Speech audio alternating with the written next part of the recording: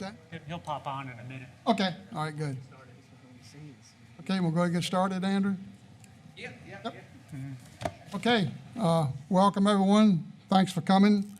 I'd like to call to order the Shellfish Management Advisory Committee meeting. It's 4:06 and we're meeting at Fort Monroe VMRC headquarters. I guess first thing we'll do, we'll have introductions. Peyton, you want to start on your side? Peyton Mason, Gloucester, Virginia. Ernie George, Whitestone, Virginia. Lee Deal, Hayesville, Virginia. J.C. Hudgens, Matthews. Cody Metcalf, Eastern Shore. Jackie Shannon, Chesapeake, Virginia. Tommy Callum Weems. Okay, thanks. And on the phone here, we Yep. have Rich Harding, Okay. as well as Beverly Ludford, and I believe Dan Dyes is trying to get on right now. If not, he'll be on in 1 second. Okay, great. He's on. All right. Okay, doke. I guess next thing I'll ask on the agenda, approval of the agenda for today. I'd like to entertain a motion. Tommy makes a motion. We approve the agenda. I'll second it. Lee seconds the motion. All those in favor, say aye. Aye. Oppose? Motion carries. Okay, approval of our minutes. I'd like to have a motion to approve today, last meeting's minutes. Okay, Tommy makes he makes a motion that we approve minutes from last meeting. Everybody get a copy of that? Yeah, okay, looking for a second? Second. Okay, Cody, we got a second. All those in favor? Aye. Oppose? Aye. Okay. Mr. President, Mr. Chairman, Uh-huh. before we get started, I'd like for this committee and on behalf of industry to recognize the passing of Royce Bridger and all of the contributions that he made to the industry. I, over the years, can't think of an individual that I ever walked in his office that didn't smile and didn't take the attitude, "What are you here for?" He was. Okay. I didn't know him personally, but we'll certainly do that. Y'all know him? Yeah, Royce Bridger was our lead cartographer here at the agency. He actually worked with the agency for 42 years, 70 years old, where he recently passed away.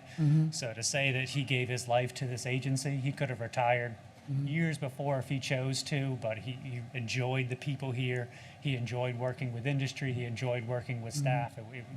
It was something that he really enjoyed doing, and put every bit of 42 years into this industry, into this agency. So that kind of institutional knowledge, and he acted as an agency in Virginia historian. Those were things that we will not, although we will find someone else to make maps, we will not find someone else to fill his shoes. So. Okay, good. All right, so moved, Tommy. Thank you for talking about that. I guess we have enough for a quorum? Right. Yep, okay. Just checking. Okay, well, I guess the reason for today's meeting, we were talking at the last meeting to schedule something around January, and in talking to some people in industry and some of the watermen, we felt like maybe we need to revisit the season so far this year to try to get an idea how things are going, and if we need to make any changes. We got some questions about February, some questions on March, so I want everyone to be able to express their opinions on that and what we need. We're going to definitely need to keep the watermen working. We're going to need to do something in February and March, so I want everybody to be thinking about that as we go along today. My thoughts, Andrew, would be to go ahead and we'll start down in the Lower River, down in the James, and kind of give a report card of how the season is going. Is that okay with you? Yeah, absolutely, definitely. Okay. If you all want to hear from you all on Yeah, that. just a brief summary of what's going on and what we can expect later on in the year. I think we have a representative from pretty much everywhere that's working right now. Yep. So, okay, all right. Let's see here. Okay, let's talk about James River, since we'll start at the bottom and work up. Cody, you're buying some down in the James River. I think I understand everybody's been doing pretty good down there. Yes, sir. Pretty oysters, best they've looked at in, I'd say probably 4 or 5 years at least. Okay, great. Real nice oysters. Everybody seems to have no problem getting their limit, and don't think it's been a whole lot of pressure put on the river. So far, everything looks good. I was looking, let's see, Area 3, so everything is open, both 1, 2, and 3 on through to February. Yeah, okay. Pressure, Andrew, how many boats down there? It's pretty well split up, I think, between sort of the major harvest areas. But Okay, good. what about 60-ish boats or so? Would you Okay. say? Yep. That's good. Yeah, I've talked to a couple people down there, and they're doing, very well, 8:30, 9 o'clock or so. It seems like they're getting in, so that's good. The oysters are pretty, I think. I think they're shucking pretty decent, aren't they? Yeah, so, okay. Well, any discussion, anything on the James River? Anybody? Peyton, you got anything to add? You happy? Okay. Are you clean coal or seed? I'm clean coal. Clean coal, okay. I know a couple guys doing seed, they're doing pretty good at that, yeah. Yeah. For the price of seed, that's make a good day's work if you can stand them tongs. Yeah. Okay. All right, well, we'll get out of the James River, move up to the York. Andrew, do you have any numbers on the 30-day hand scrape season there? You seen anything? Not in terms of harvest numbers. I think there were maybe over a dozen boats that first went there, and I think it sort of stayed with 6 to 12 or so about that. Not a ton of folks there. Did it support it for the whole 30 days? Yeah, I think they were there most of the time, but I think a lot of boats left and either went up to the Rappahannock or up to Okay. James. I'm not sure if others have heard otherwise. And again, hand tong folks, I think there was about the same number of boats, sort of 6 or less most I of the looked time. this morning when I came over because it's kind of hard to see all the way up there, but I didn't see anybody. I mean, it could have been somebody up there against the trees, so, okay. All right, well, I guess we've done okay there, yeah. I think they're, again, the areas were down a little bit there, more Yep. so than last time it was opened up to scrape. But they've been doing it. The boats that stayed there have been doing okay. I think the hand tong boats, a lot of them weren't catching a limit there. But again, that was when that 11 o'clock curfew was in. Yeah. I haven't had a report from hand tongers working in Aberdeen Creek whether or not they're getting a limit, but I think it's holding a handful of boats. 14 bushels is a whole lot, takes a little while to catch in. Yep. Okay, let's see, Milford Haven, I don't know, I'm not aware of anybody working there. You? Some of the hand tongers in New York said they were going to go try there when it opened up, but I haven't talked to them or I haven't seen seen much. John, Jimmy Dean, y'all seen anybody there? Mike Hurst has been there. Yeah, Mike Hurst. Well, he's not gonna put much pressure on it. Right, that's what I heard, yeah, and a lot of red oyster coral too, that's terrible down there. I worked some of Ryan Shore this summer there, and you couldn't even work it, it was so bad, yeah. I think it's been a good year for that, if Yeah. not for anything else. Unfortunately, yeah. Yeah, okay, all right, well, let's jump up to the Rappahannock, the big boy on the agenda here. And we'll start at Area 1, if y'all would like. I think everything's been pretty decent there. The Pat Dongers have, I'm probably one of the last ones to leave, and that's around 10 o'clock. I don't think anybody's working past 10:15 or 10:30, so it doesn't make any difference where you go outside of Broad Creek, or you go over to Butler's Hole, or you go down to the Spike, and then some of them are finishing up much earlier, So I think it's still workable, still looking good. I think the oysters look better, than they have in the past. I mean, that's what I'm hearing. It still ain't great, but I think it's okay, Tommy, you want to comment on that? They're not any worse. I'm concerned, reports I've heard about dead oysters Yeah, and what the right. survey Yeah. looked like. Do you think we had higher mortality down there than we have anywhere Anywhere, else in the yeah. Rappahannock? So. But, and what I'm seeing in that too, I mean, I'm sure everybody's doing the same thing. You can make one lick, and you might catch 40, 50% of them might be dead. You throw overboard, and you throw, and you pick them up, and you throw, and you throw. And next lick you make, it might be 5 or 10 instead of 40, And so it's no rhyme or reason for what's dead. The small ones are dead, the big ones are dead. I don't see any I don't know a lot about it, but it doesn't seem like it's anything consistent about it whatsoever, I don't know what, Ernie, what do you think about it? It looks the same as it did the first day, as far as I'm concerned. Yeah, okay. All right, okey-doke.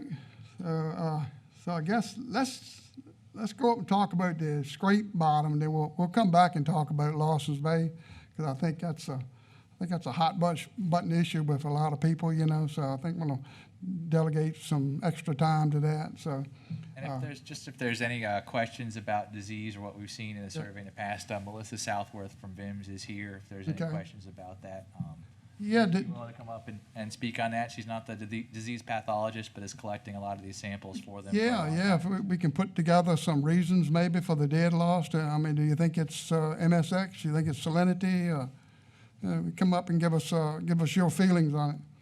Yeah, so for people who don't know me, I work with Roger Mann. I've worked with him for about 25 years. He apologized. He's on his way to Utah for his son's wedding, so he couldn't make it today. But in terms of the mortality that you're seeing, there has been an increase in disease, a slight increase in disease, which is what, given the salinities are higher than they have been. So Ryan Carnegie, the disease, our pathologist at VIMS, was predicting a 5 to 10% increase in mortality this year, and that's about what we've been seeing. It used to be about 10%, right? Huh? It used to stand around 10%. Yeah, I mean, it's usually in a given year anywhere from 10 to 15, and this year, out in the mouth of the Rappahannock, we're seeing around 25. Right. Now, to put that in perspective, in terms of other epizootics, years where we've seen high disease, back in the 80s when we had a drought, we were looking at anywhere from 50 to 80%. Okay. So, and then the last epizootic we had or the previous to this little one was in the mid-2000s, and that was around 30 to 40. Okay. So with every progressive epizootic that we have, the oysters are surviving better. So, but I mean, with the higher salinities and the slight increase in both MSX and Dermo, the increase in mortality is not unexpected. Right. So, Yeah, and what I'm saying, I'm sure everybody else too, that the oysters have been dead for some time. yes. They're not, you're not seeing rotten meat in the shell, you're seeing a bare shell. Well- Most of them are always open. It's very few what I call a mud box, where you can't tell whether, so they are easily deductible in most places that you go, Yeah, well, and the majority when there is disease mortality, most of that occurs in late summer, early fall. So yeah, what you're seeing now, everything that's gonna die because of disease has most likely already died. I gotcha. So, and those boxes can stick around for, up to a year or two. Okay, So, okay. does anybody have any questions? Tom? Do you have any concerns? We were starting last year when we had mortality issues with 16 salinity in the lower Rappahannock, and I think last I looked last week, it was, close to 21 right now. Do you have any concerns going into this coming year with? It depends. I mean, it's all going to depend on what if we start getting rain. I mean, with the prolonged droughts that we've had in the past, I will say that the first year, you tend to see lower mortality in the first year, and you do have slightly elevated mortality later. Again, I went back this morning and specifically looked at the late 80s. And in the first year of the drought, there was an average of 54% mortality. And then in the year 2, 3, it was, I think, 80% and 70%. But the first year was way worse than it was this year. So, and looking back in the mid 2000s, we were looking at around 30%, and then slightly increased in the later years. So it will all depend on whether or not the drought continues. If we get rain, then if we start to get more normal rainfalls, then it shouldn't be the mortality should drop off next year. That higher mortality in the 80s, do you remember any notes on what the salinities were then? I do not, off the top of my head. I know that it was fair. I know that that it was a prolonged season, a drought season. But my guess is that it's probably slightly higher than what we're seeing now. If I remember what the rainfall amounts were at that point, I'm not even sure that we have. We have like points of when we take salinity. We don't have like a long-term monitoring in that river system. So. Thank you. And just a comment from my perspective, I worked a piece of private ground in the Mojack this year. It was 3 or 4 miles from York Spit Lake. So I look at the weather buoy there a lot when I was working down there. And it runs right now, it's 23, 24 salinity, which is higher than it is anywhere. And on this piece of shore, it didn't have hardly a single dead oyster on it.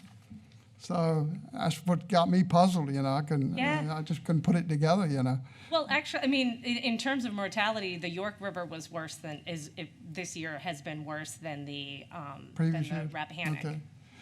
By the York River was running around 30 to 35%. Yeah, they're gone, so. yeah, crazy. Okay, any more questions for our guests? Thank you for your insight. Oh, you're welcome. Thank you, Missy.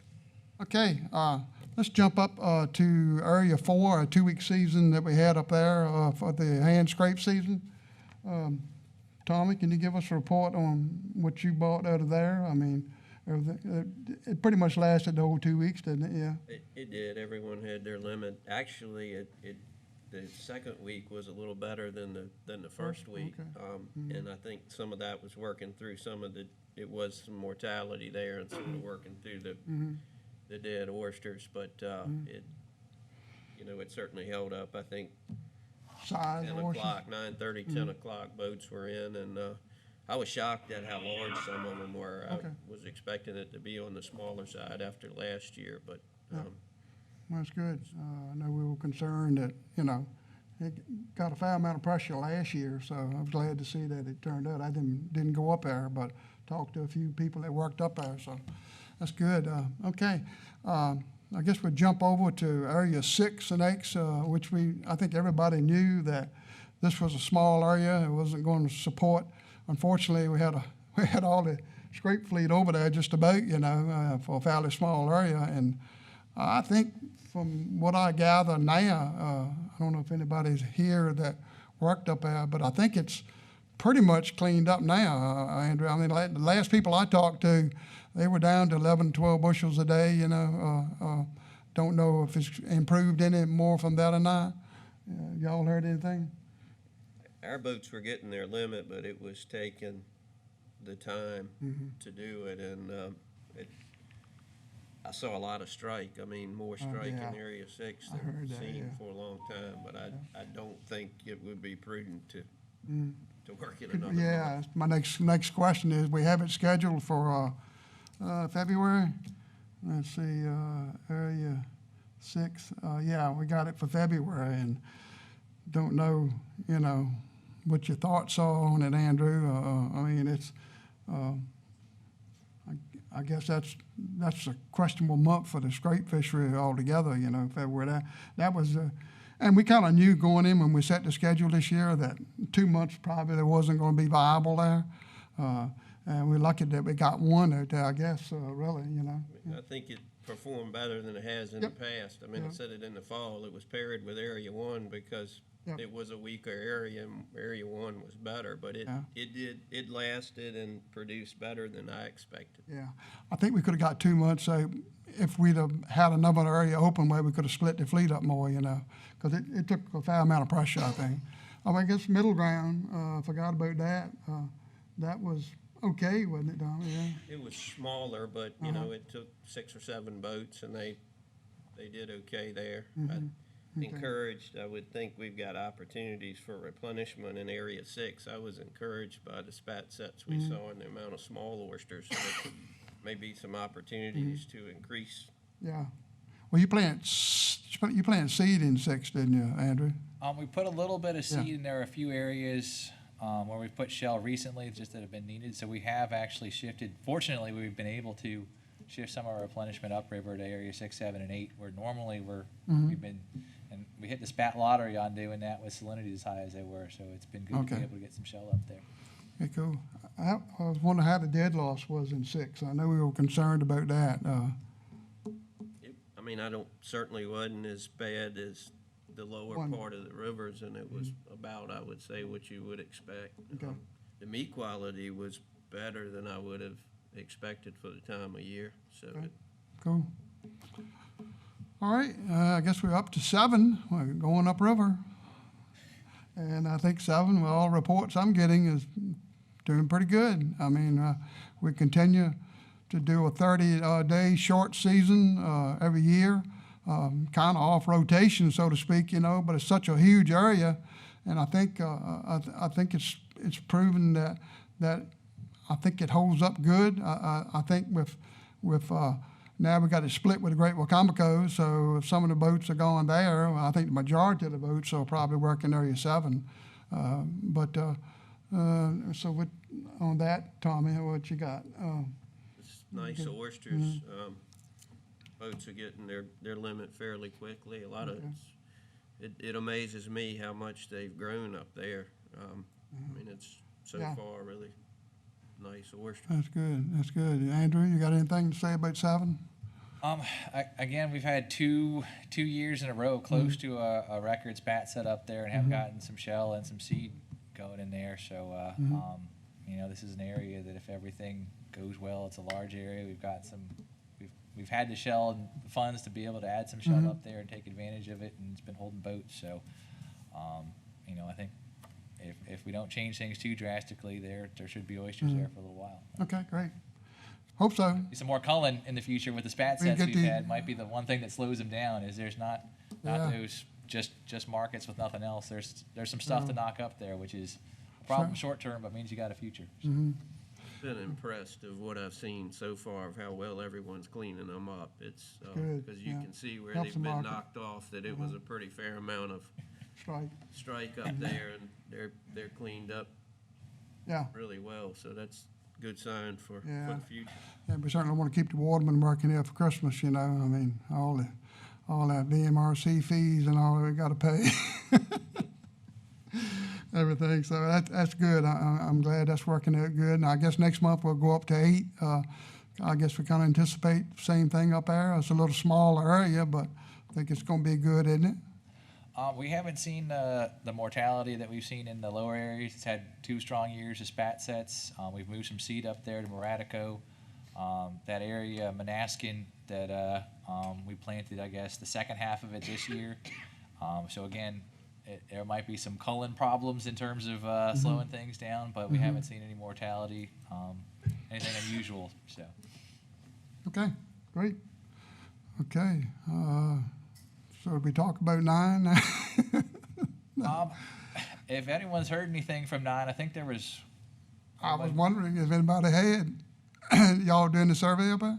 We just do our dredge survey up there, so it's a long ways up. So we haven't done the Pat and Tong survey up there, but the whole Upper Rappahannock is, I want to say this year had even a higher spat set than last year in some locations there. And what's living is growing well. This high salinity in these upriver areas has made things grow quicker.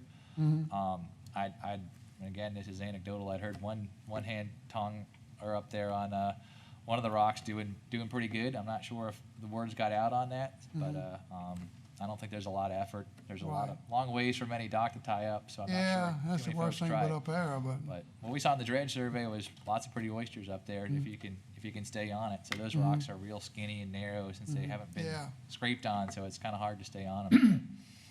I noticed you said this morning that Russ's Rock was considered polluted. Yes, yeah. How far does that polluted area go?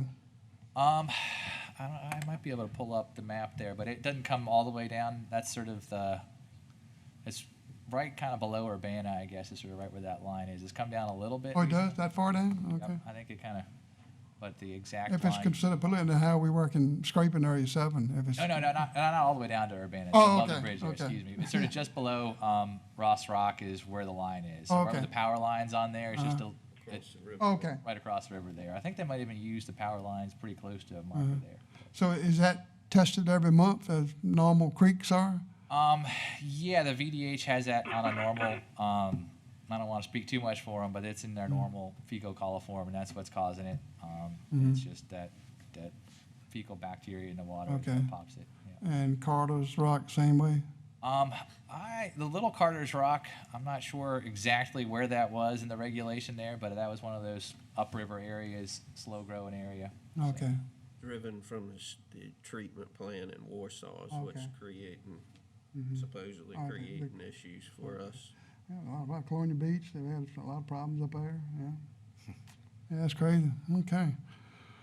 All right, so let's jump back down to Larson's Bay here, and let's talk about that a little bit. I know everyone was really enthused to be able to go up on the first and take a look at this new piece of ground that our Shellfish Division had offered us to be able to work. Unfortunately, I think everyone got a surprise. I didn't go up there. I don't think Ernie didn't go. I don't know if any of you guys in the public went up there and looked at it. I know I was outside of Broad Creek, and 7:30, 4 boats came down and started oystering with me, so I knew then that it didn't look good up there. And maybe you can expand on it a little bit, Andrew, but I understand with the closed area, sanctuary, what do we call it there? That's the only place that has a viable oyster harvest. The area that we opened has absolutely no oysters on it whatsoever. So I don't know, see how this committee feels about this, and how we want to take this forward. So I guess that's the original triangle you drew up, right? This is the area when we had, I guess, the discussion, and I was showing that this area here, this reef, is 9 acres that we're talking about, and this is the area that's been surveyed for 20 years. It was the sanctuary reef, and I guess this committee had asked that the Larson's Bay area be opened. We hadn't surveyed this area in 20 years since we initially outlined that 9 acres as a sanctuary reef, and we didn't know what was there. We had higher hopes, I guess. I think we all had higher hopes, but we did a preliminary patent tong survey of the area, and we survey, like I said, that reef area, that 9 acres every year. That area does have oysters. We didn't find much. Again, there might have been a lump here and there, but there wasn't much to it. It was a preliminary survey. I think there was discussion at SMAC, and my memory is that we discussed opening this area. Maybe Tommy can remember, I think it was his discussion that we weren't going to open the sanctuary reef, we were going to open the sanctuary area. After that meeting, we got with law enforcement and industry, and further got as close as we could to that 9-acre reef to give as much area as possible. It was staff's understanding that the recommendation was to open up everything but the reef. Again, it's 9 acres, not a lot of area. Yeah. The rest of the area is about 600. So that's what we did. We haven't seen anything outside of there. Well, see, that's where I'm a little confused at, because if you Wasn't go back, brought up. you go back to the original, what's your original, that. If I remember correctly, and you can check it in the minutes, I think I asked staff to look at moving the line to the north, because we knew that this area right here that's shown here now wasn't most probably going to have any oysters in it. So I think they went in, they looked, they done some looking, and they come up with some resurveyed lines. If you can show that shows the cutout for the, for that. See, and I think, if I remember correctly, now most of you people were here, I think I asked that we move the line into the private ground. I don't remember anything about having to not to be able to box out this closed area or sanctuary. I mean, what is it actually called? Is it actually called a sanctuary, or? This whole area was a sanctuary area, the larger box, so it was set aside in the original rotation. This was the reef that was surveyed, and was the reef inside this sanctuary area. So it's 9 acres. I think the discussion, this is all the Baylor ground, so where it cuts off is public ground. See, it's still a big gap in the center there, Andrew. See, it's, Right I here? mean, yeah. That's private ground, basically, and there's a It is. small strip inshore Oh. that's there, but this is basically public ground, That's comes right up to it. South of the sanctuary? Yeah, this is literally, these 3 polygons. The Yep. total area is we're talking about 9 acres. 9 acres, okay. That's all that's set aside there. when we voted on this, none of that was there. It was the open Lawson Bay. I don't know when them 4 squares come in, but that was done after the meeting somehow. I don't know how, but we voted on this committee voted on opening Lawson's Bay. It wasn't nothing about no square because I wouldn't have voted for it if it had that. And I know it wasn't on there. Well, this is the map from the meeting that I presented at the SMAC meeting. That one is, the second one wasn't. The second one is more ground than this. So, I mean, we made this I would have never polygon. voted for it if that wasn't where the other place was open. I know better. I wasn't at the last meeting because couldn't be here, but Okay. Tommy? What is a typical sanctuary reef such as Drumming Ground or Temples Bay in acreage? They vary. Our largest sanctuary reef is Rex Shoals, which is over 500 acres. talking In the deep in the built Rappahannock, most of those are less than 2 acres. Some of the larger reef polygons have been bigger, so it kind of depends on the area. The original strip reefs that we built were about 1 acre. Some of them have larger sanctuary areas that are surveyed around them, so none of them are larger than 10 acres for the most part. So the area that we transplanted oysters before the rotation to Lawson's Bay, do you have any records of what the size of that area was that we moved oysters to, calling it a sanctuary, the reef? My understanding is this is the area that was surveyed back in 2000 time period when this was set aside. That's how long this area, and this has been where any replenishment or sanctuary construction has gone on in this 9-acre area. So this is the area where, I don't know for sure, but I would presume that that's where those transplanted oysters went.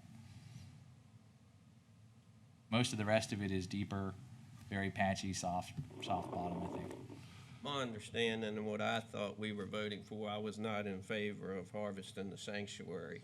Right. But I was considering a sanctuary reef about the size of Drumming Ground or Yeah.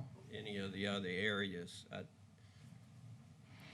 I didn't ask the question, it's on me. I didn't ask how large an area we were Right, yeah. talking, but to me, it's surveyed and we know that's where the oysters are at. Right, yeah. Yeah, I mean, like I say, I was confused too because I know we asked to move the line, if y'all remember, because we knew that particular area right there, there's no oysters in that. And we knew we had, and we with the would, map I looked at, yep. So we tried to move the line into the private ground is what we were trying to establish, but not knowing with that one. that sanctuary was there. So what is code as far as sanctuaries is concerned? Total, no touch, at no time? Will we ever be able to harvest oysters on any of those? What Jackie, do you have any comment on that? Well, I mean, how does Chesapeake Bay Foundation feel about it? I mean, we are very supportive of the rotational harvest, recognizing that there should be some areas set aside. It develops disease resistance. It just keeps a good standing brood stock there. Genetically, it's ideal too. So Well, when you consider where this is at, up in that hook where it's at, I just don't see the benefit of that, of the sanctuary doing anything for the oysters. I mean, to me, the hydrodynamics of it and all, I mean, it's basically boxed up in this corner. And, that's my question. I mean, is it doing anything there, Hey, JC. Go ahead, Pete. Andrew, when were these 9 acres designated as a sanctuary? This area never reopened. The whole lower Rappahannock was closed, so this was the area when the lower Rappahannock reopened to scrape that was state of sanctuary. So when we went into the new rotation system, that's when we started calling it that. So it's been closed since at least 2001 when we sort of came into the sanctuary areas, and when the lower Rappahannock opened in 2006-07, it stayed a closed sanctuary area, including this reef. So does that mean Closed area. all 600 acres were considered a sanctuary and these 9 acres were just sectioned off? you're kind of splitting hairs. So we have closed areas, we have reefs that were built, and we have reefs that were sanctuary reefs in a sanctuary area. So it depends on what you mean by a sanctuary. By regulation, we define a sanctuary as either in regulation it's defined like rec shoals with signs, or it's a closed harvest area. The Rappahannock was a little different, the way the words evolved in terms of what was called a sanctuary and what was not. And right now in the Rappahannock, we have sanctuary areas that have sanctuary reefs within them, just like we have harvest areas that have harvest reefs within them. But the whole area there isn't a marked sanctuary. We would put out the no harvest buoys just to designate this as a closed harvest area. We now have those no harvest buoys around just the reef. So it was never officially made a sanctuary. No, it was officially made a sanctuary. As soon as we put up VMRC no harvest signs, it's officially by regulation a sanctuary. There is only one defined in regulation sanctuary in the state of Virginia on the bayside, and that's rec shoals. The other 6 are on the seaside eastern shore. Every other sanctuary reef is designated either as a sanctuary reef by the signage or as simply a closed harvest area. Well, I guess one question I got, you know, Tommy, when we came down there to the commission and we asked them about Larson's Bay, did the commission board, when they voted to allow us to open and work Larson's Bay, did they understand that this was what was happening, that we weren't asking for all of Larson's Bay? Did they know that this was a sanctuary? Now, I don't think they did. And Commissioner Green, maybe you can comment on that, you know? I mean, I checked it. yeah. That day, I mean, I just don't, I don't think when the associate commissioner made the motion to actually change it from 1 month season to a 3 month season, I don't think he understood that this was the situation we were going to be involved in. Only thing I'll comment on,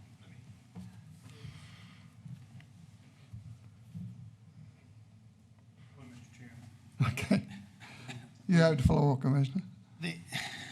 Yeah, I go out and check a lot of ground, Mr. George, not just Larson's Bay. I feel that replenishment should have the support of the commissioner, so we did go out. Adam and I have been diligently trying to augment staff because we're so shorthanded, obviously, with the amount of people we have and the amount of ground we do. So we did go out there and check it. And however, to say where the commission's mindset was, as the chairman, on what they were thinking they were open and what they weren't thinking was open would be very inappropriate for me to assume what an associate member's motion was without them actually explicitly saying it. So to answer your question on that very simply is, I'm not sure where their heart was with that, or where their mindset was when they made that motion. It's been a little bit of time ago. So We did. I think that the right question to ask is more of, you know, what were your expectations as a committee? And if you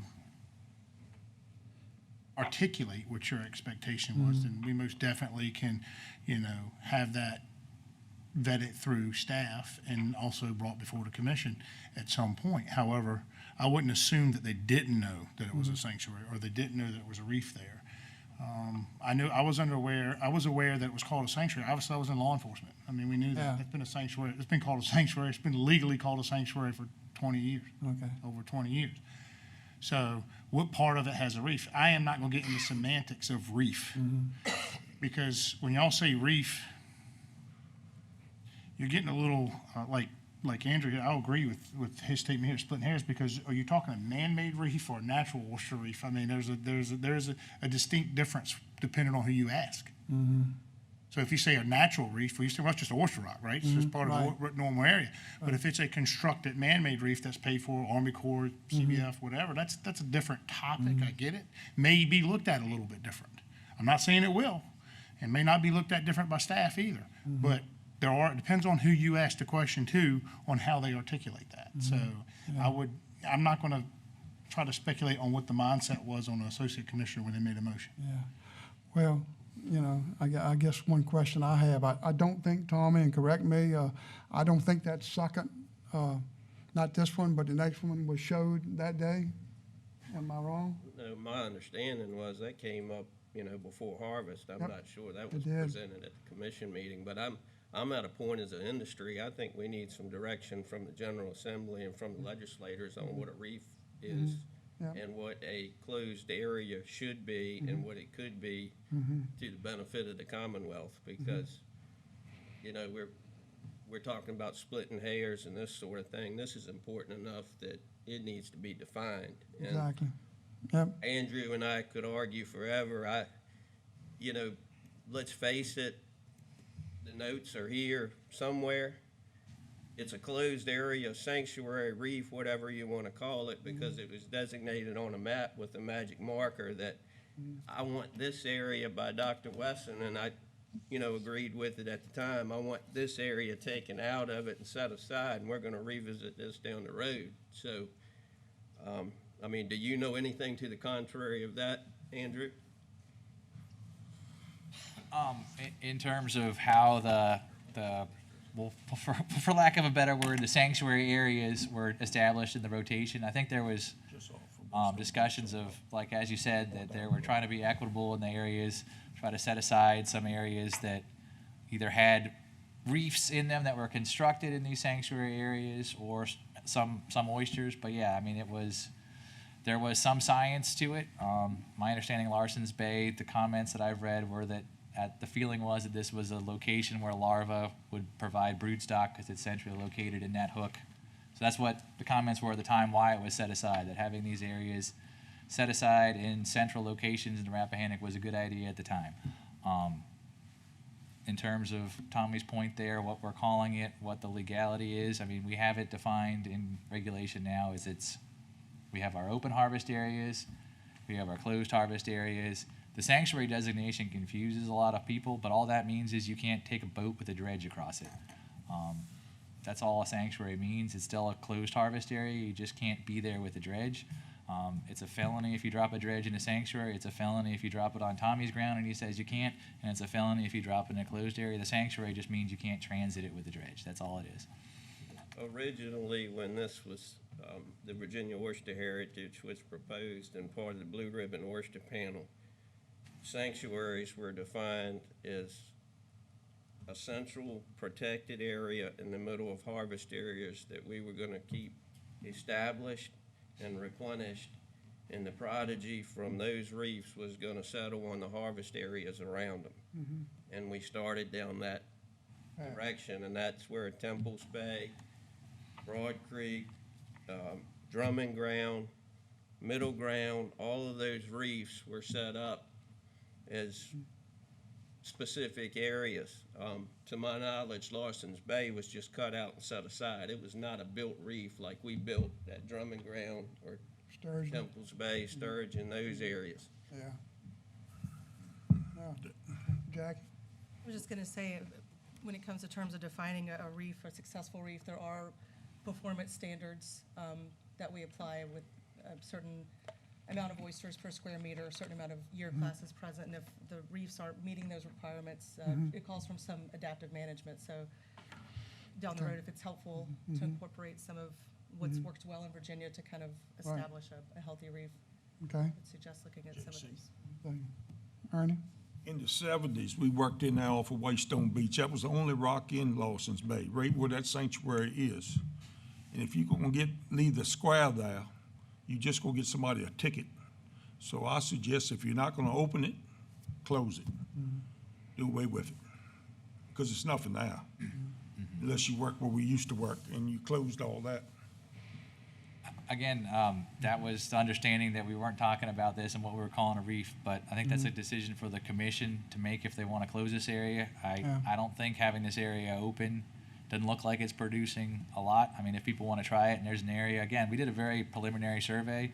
There were a couple lumps here and there, but I don't think there's any. Area 1 looks a lot better. I don't think this is going to hold any boats, but. It wasn't voted on like you got it when I was here last, meeting before last. I think this was That what, was not there. I guess that was at same the, map either. That was the original one, yeah. No, Okay. because I wouldn't have voted for it with that map. I know exactly where it is. I mean, I wouldn't even have voted for it. I wasn't born yesterday. It took y'all 3 days to go up and survey that off. Well, I guess we surveyed the big area. Oh, yeah, I know we This watched area it. we already survey every year, so we knew this area was here. We didn't know what was in other areas, so we wanted to All see if kinds there's of anything. excuses, but that wasn't on the plot that you showed us, that I voted on. Just for reference, this is the other sanctuaries that were referenced in the Rappahannock, and you can see Okay, there. yeah, I asked you for that, yeah. Shore. In total, I think there's 11 established sanctuaries, either reefs or rocks or whatever you want to call them. Some are constructed, some sort of a combination of constructed and natural rock. So Can it I sort of ask depends a one little more bit. question?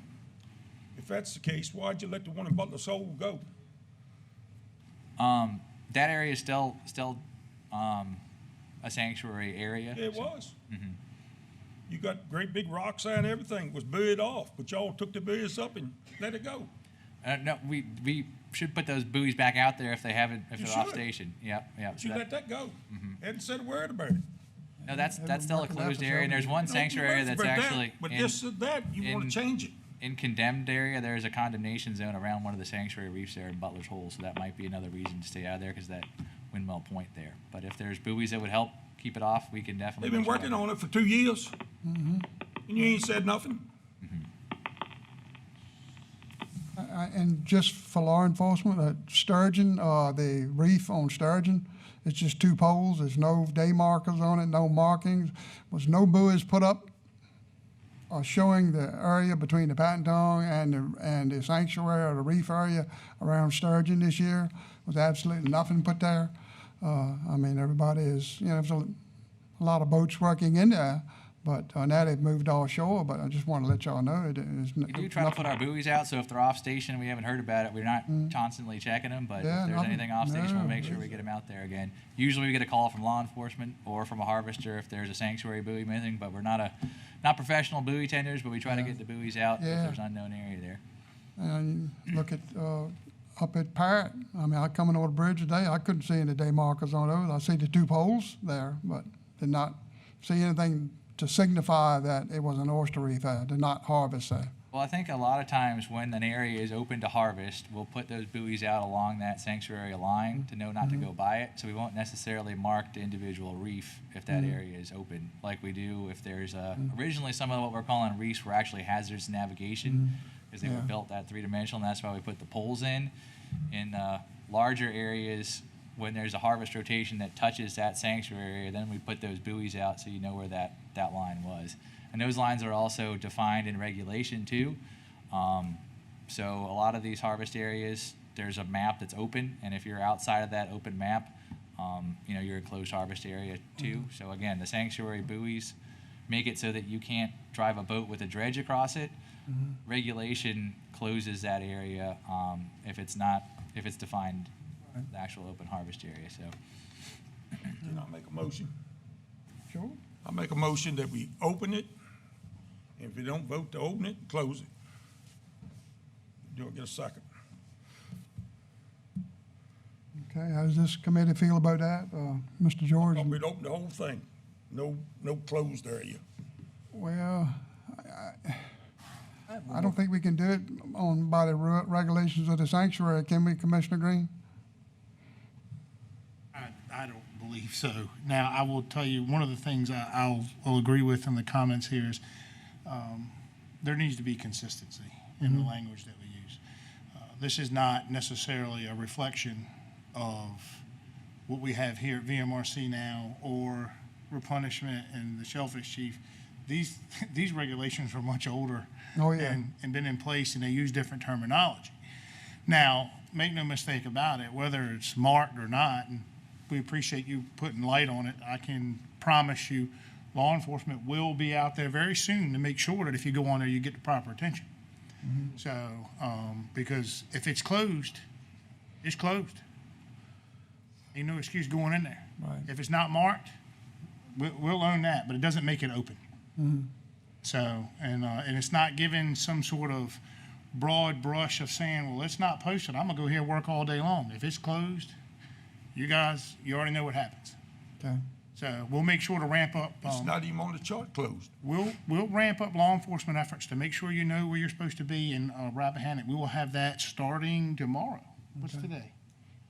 Tuesday, yeah, tomorrow. We'll have extra law enforcement from around the state, make sure that we keep you all where you need to be and inform you where you are. So it won't be any confusion, and I'll make sure that Andrew has the right resources to post it and mark it again. So, Okay. But other than that, I agree with the consistency that Mr. Kellum was talking about.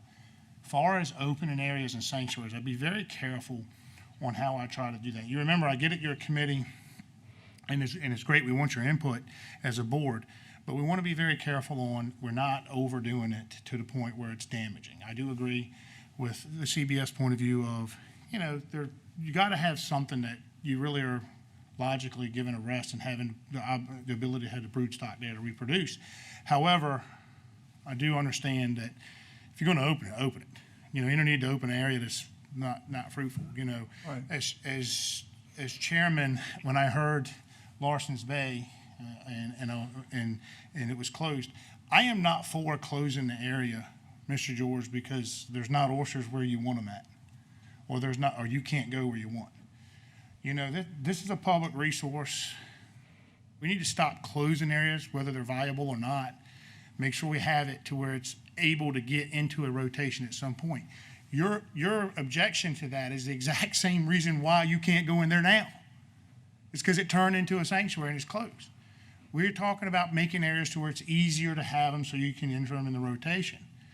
You want to permanently close Larson's Bay again? We'll move on to another area. We can keep permanently closing. It's a public resource there, potentially in the future.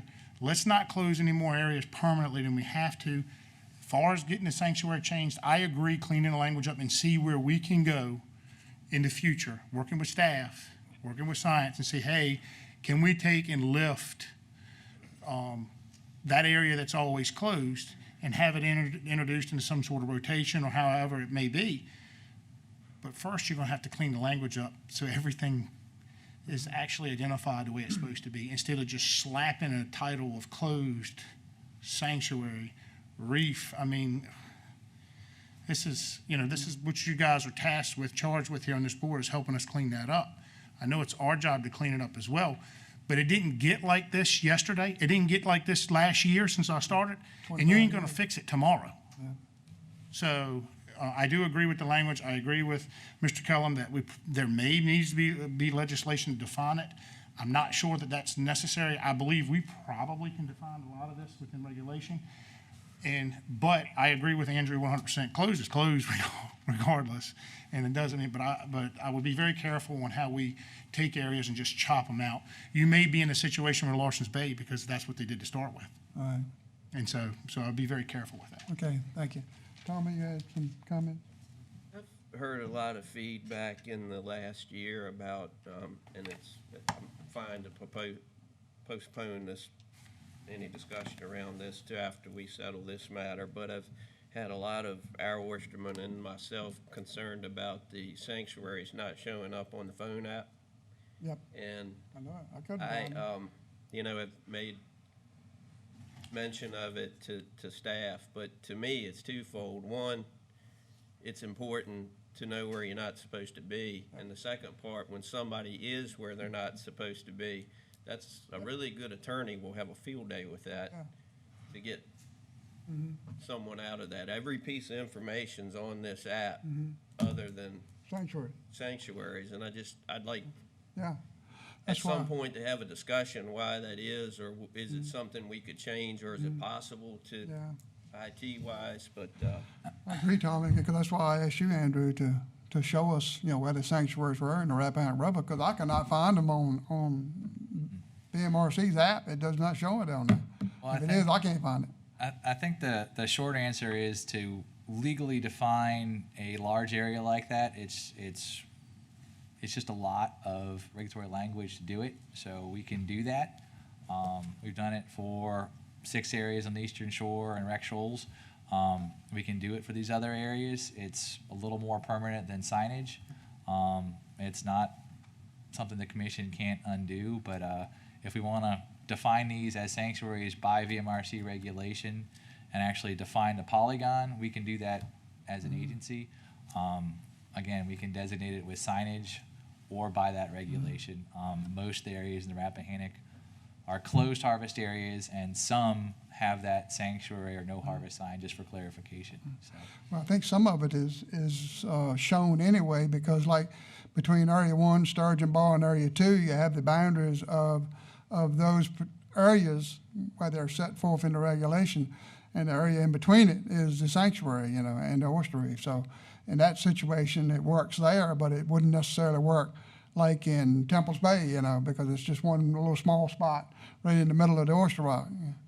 So, You know, I'm leaning to more personally towards maybe some legislative action that I don't put someone behind me 25 years in the position that I am, that I know what was agreed on 25 years ago, and then you wind up with interpretation and regulation. I bet this room wouldn't hold the regulation that's been written around oyster since 2000. And I think we probably at a point that we really need to take a look at this, and it kind of ties into the 5-year, 10-year, 15-year plan, and not put Andrew in a position or someone down the road from him and having to define what went on 20 years ago, but also not hamstring the industry or be in the position we're in of, is this closed, is it a sanctuary, is it a whatever. okay. All right. So Ernie, do you want to withdraw your motion, or? I don't care. I mean, we gotta have a second to go forward with it. I mean, But it's no use to leave it open if they ain't gonna open the whole thing. yeah, well, fortunately, it's on the schedule, and, you know, I guess it ain't doing no harm to keep it there, you know, nobody's gonna go down and work, but I think the easiest thing to do is just leave it there, you know. And hopefully, like Commissioner Green said, maybe down the road, we can maybe let's do some planning there. Let's get something to go in there if it's a viable bottom that we can do something with, you know. That bottom's been sitting there for 25 years, 23 years, 24 years, so let's do something with it. I just thought it would have been a good idea for that place to be open, to have somewhere work when the wind was northeast, northwest, you could work there. I agree. But I would have never voted on it if I had known all this was gonna happen.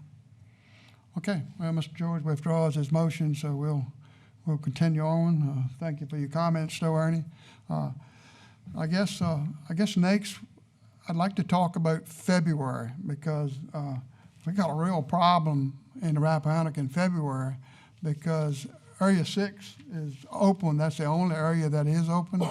And I think everybody here can agree that that's not going to sustain the present scrape fleet. So I'm kind of looking for opinions on what we can do during the month of February. What do you think?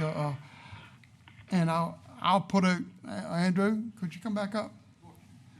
I want to ask you, like I say, if 6, nobody goes back to 6, because it's pretty much done. Now, some people may try, you know. So what does staff feel that we can do during the month of February for the scrape fishery? I mean, other than going to the James River or the Great Wacomico, and that's the biggest problem I have. If we don't do something in the Rappahannock, I know we've set the schedule, but that's why I call this meeting today, because situations like this come up, and we need to act on it. We don't have the 60 days. We have it, but we wouldn't have if we were waited till January to do it, you know. So Blackberry Hang in February is not going to stand 20, 30 more boats to go up there and work that particular area. You know, James River could probably stand some more, but we don't want to force people to have to drive all the way down there either, if we have a resource that we can accomplish in the Rappahannock.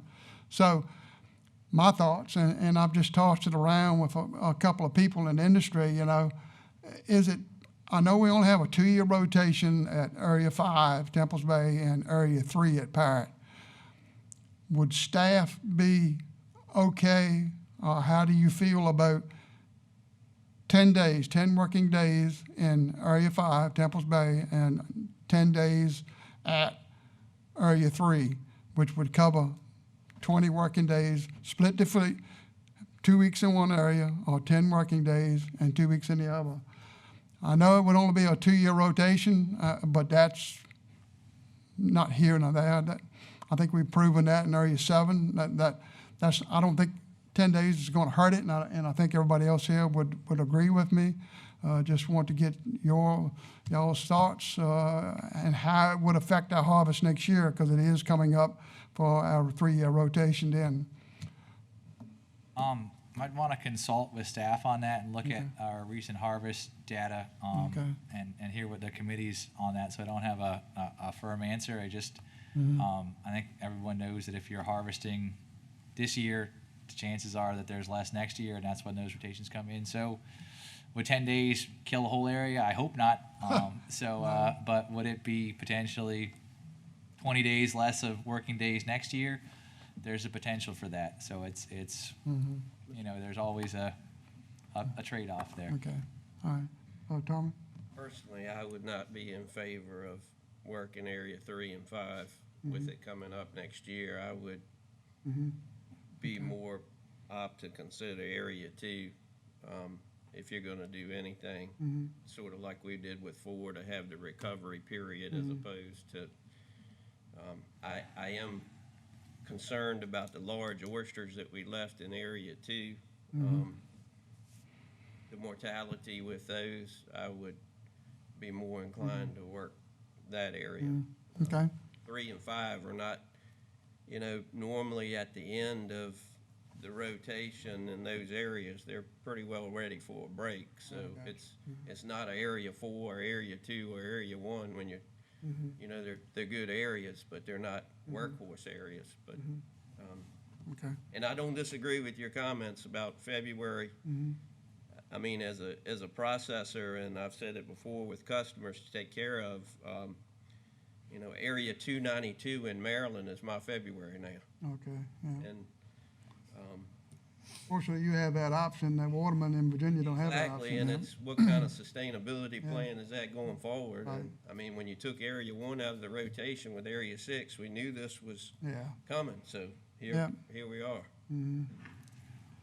yeah, well, thank you, Tommy. Mr. Chairman? Go ahead. Can you hear me? Go ahead, Rich.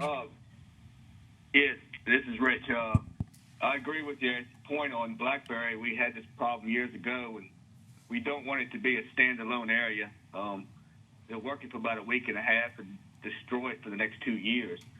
So this committee has to come up with something. I'm agree with Mr. Kellum. I don't really want to touch 3 and 5. I like his idea on 2.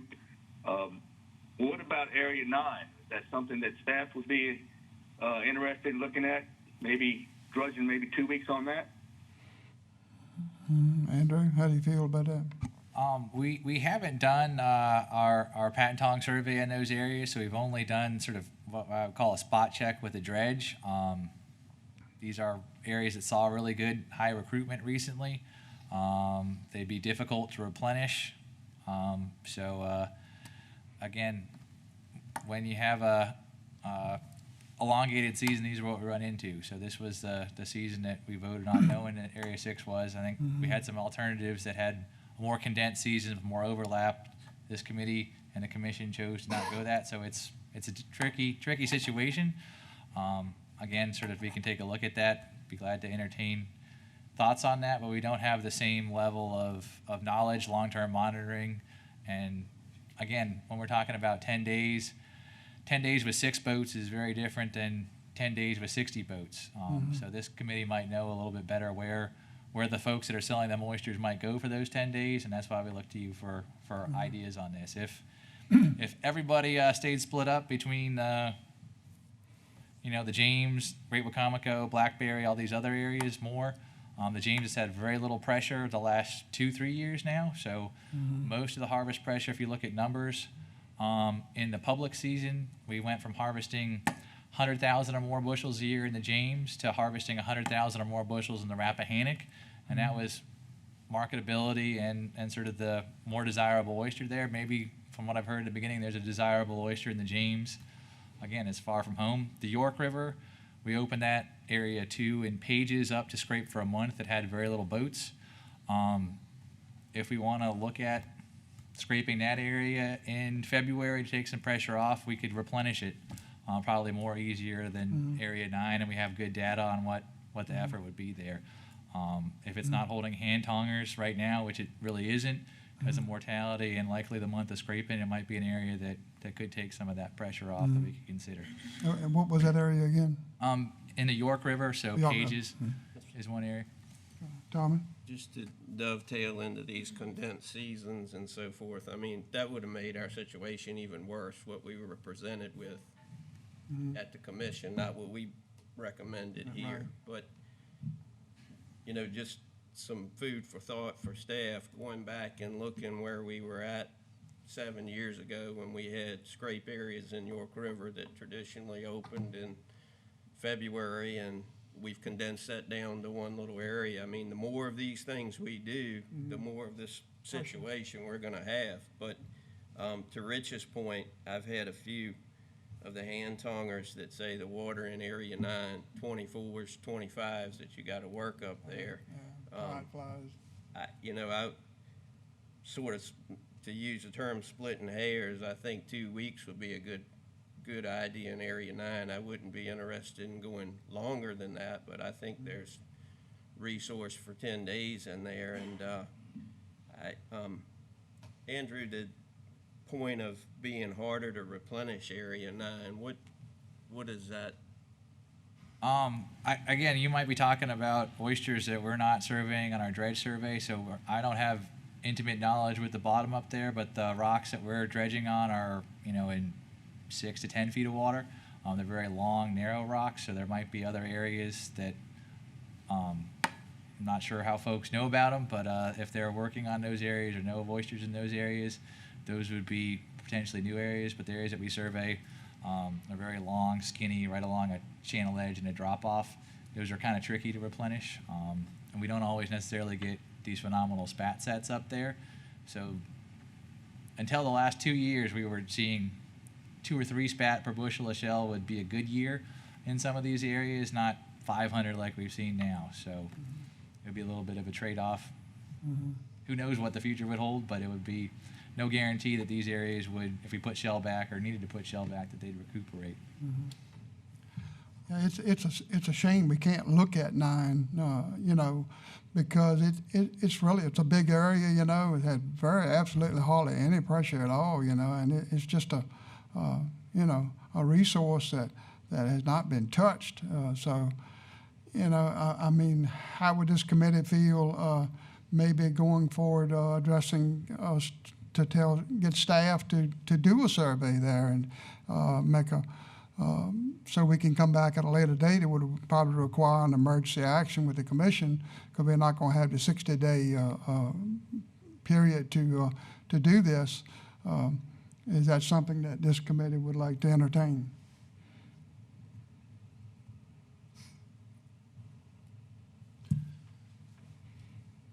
Go ahead, Peyton. Yeah, I think that'd be a good idea, JC, especially since Area 1 was taken out of the rotation with Area 6. Maybe we can consider replacing Area 1 with Area 9 for the next 3-year rotation. Okay. So would you like? JC, this is Rich. Go ahead, Rich. I'm sorry, JC. I agree with you on that. I think it'd be a good idea. And Andrew, correction, you mentioned that in February, Great Wacomico, that will not be open. If you want to correct you on that. So it'd just be Blackberry. That'd be that standalone area if nothing else is open. That's right. It would just be the dredge areas, Pocomoke, Tangier, Blackberry, Area 6, and the Patentong areas in the James River. Yeah. Okay. So Peyton, would you like to make a motion that we direct staff to take a survey in Area 9 and report back? Yeah, that'd be fine, or maybe open the discussion. Okay. So in 3 years, when we have Area 6 by itself again, we don't have this same issue. Exactly. And in the next 3 years, we might be able to get an idea what 6 can do for standing as a drudge area. Okay. All right. I have a second to the motion. I'll second it. Okay. I second it. Jackie, Rich, both second the motion. So I'd like to take a vote. All those in favor, say aye. Aye. Aye. All those against? Aye. All right, motion passes, Andrew. So this committee would like to ask staff to go up to Area 9 and take a look and see if the viability is there to open maybe a 2-week season in February. If we have the resource there to be able to do that, we'll come back to the commission and try to ask for an emergency opening at that time. I guess that would be the proper procedure, right, Commissioner Green? Okay, all right. We'll make every effort to get up there. I mean, I don't think there should be an issue. At least get a preliminary of Okay. it, but Yep. we'd have to, if we do it like the rest of our survey. Yeah. We're just finishing up for the year, getting into January. Okay. But we'll make every effort to get up there and take a look. Before we start, on Area 9, are there any sanctuaries? There are many closed harvest areas up there. Are there any sanctuaries? There's not if nothing you go right in the there. Rappahannock that's similar to the designated sanctuary area there. Yep. Let's see if you're gonna hit it again next year. like we Okay, well, I think that winds up, well, let's look at March. We don't have anything scheduled for March. So I was, go ahead. I have a question. Beverly? Go ahead, Beverly. Yes. I thought there was some interest, somehow or other, Area 2, which was being supported as a possible area for February, did that just drop? I mean, what happened on that? Didn't have a motion on it. I don't know if Tommy wanted to do something on Area 2. Just before we jump off of this discussion, that would like to consider that, but also get Andrew and Rich, your thoughts on, with no pressure, I think it's 3, 4, 5 boats in Great Wacomica. Should we look at having Great Wacomica open with Blackberry? Or whether we think that would not be prudent. Did you understand that, Rich? You want to go? You hear that, Rich? Yeah, I did. I think that would work fine. I mean, we only had 3 days on Great Wacomico, and everybody says that they're looking great. A lot of horses out there, a lot of beating and banging, of course, because of 2 extremely good years of SPAC set. And another point on an earlier note about death, I wanted to say this on Great Wacomico. With the salinity and temperature this year, we were worried about mortality, but it looks very good, normal mortality in Great Wacomico. I think he could stand it, absolutely. I'm supportive of it. Okay. Andrew, your thoughts? Again, it's always good to have more areas open. I guess the concern would be we'd be back here in February and would have opened these areas and we'd be asking for 2 more weeks and 2 more weeks. So that's, where if we harvest them then and the industry still needs them in March, there's less options. So every time you're taking 2 weeks in the middle of the season when there's the James River that has been underutilized, yeah, it keeps boats local, I understand, but there's less options if there really is a need to have a longer season later. So that's where I am. But again, more areas open if that spreading out effort is better than these standalone areas. It's hard to have longer seasons and keep all these areas not standalone. So Yeah, it is, and that we definitely need to keep the fleet split up. That's the key to not destroying these rocks. I mean, it's imperative that we keep the fleet size small. I mean, that's what's going to make it work. I can tell you that. So, okay, all right. One other point on this Great Wacomico, I wouldn't do it for the whole month, though. In my opinion, I'd just do it for a 2-week period extension. Okay. I would be prepared to make a motion that the Great Wacomica Area 1 be extended for the first, Rich, what would your thoughts be as far as whether that should be the first half of the month or the second half?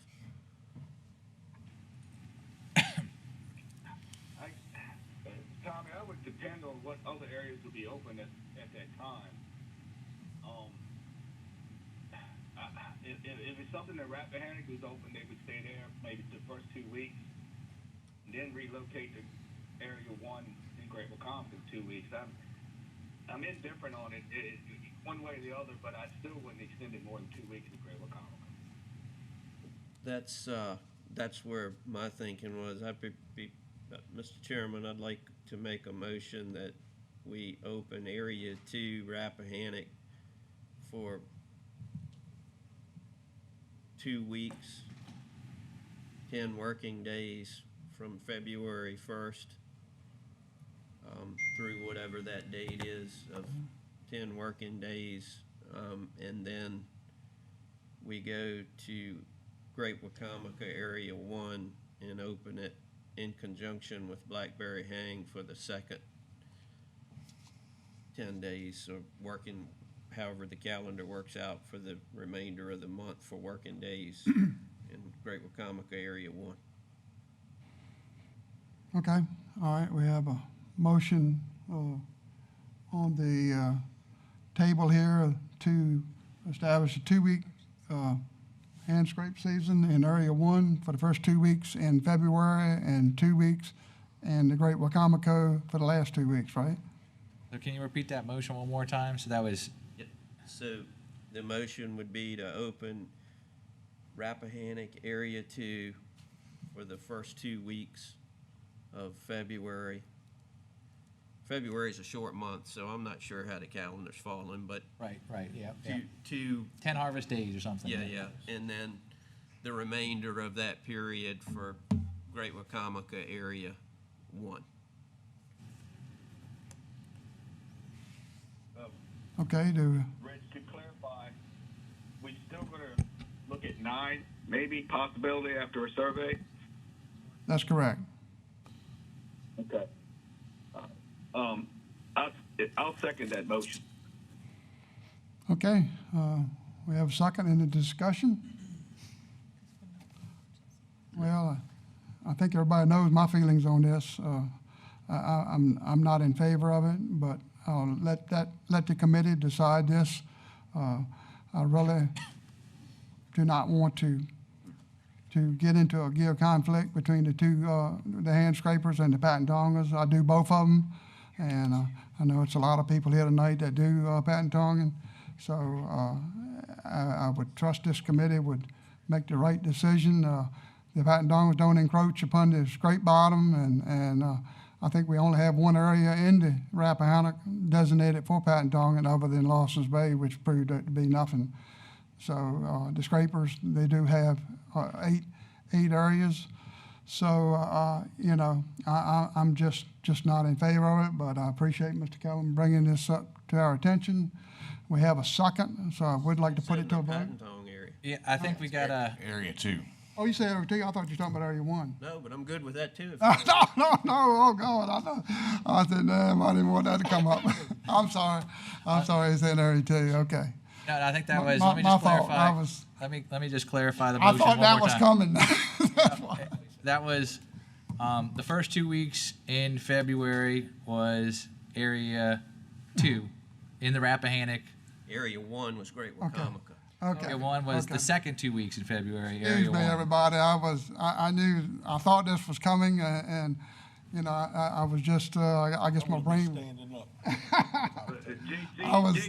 I had my sword ready to go to battle for you guys. So anyway, all right. I want my sword for every waterman in the Commonwealth. Yeah, I do too. I think we're all got the swords pointing in the same direction on that one. So. Okay. All right, good. Okay, so I guess we need to vote. Motion, which we have second. All those in favor, say aye. Aye. Opposed? Aye. Aye. No opposed. Motion carries. So you got that, Andrew? Yep. I think we'll take a look at Area 9, Area 1 in the Great Wacomico, the current area that's open. Area 2 in the Rappahannock, the area that was open last season, and I already had a month extension look at it this year. We did resurvey that area after the harvest, and we do have this year's patent tong data of it, okay. preliminary. So we'll have, I think, a lot to talk about in January, and hopefully we'll be able to finalize all this with some more information. Yep. Well, hopefully this will keep the watermen working in February. That's what I'm after. I want to keep everybody working for the whole oyster season. March. JC. March. March, yeah. Go ahead, Tom. Before we jump off, what sort of mortality did you see in Area 2? Just In terms of this year's mortality, I might be able to pull that up real quick. Hold on just a minute there.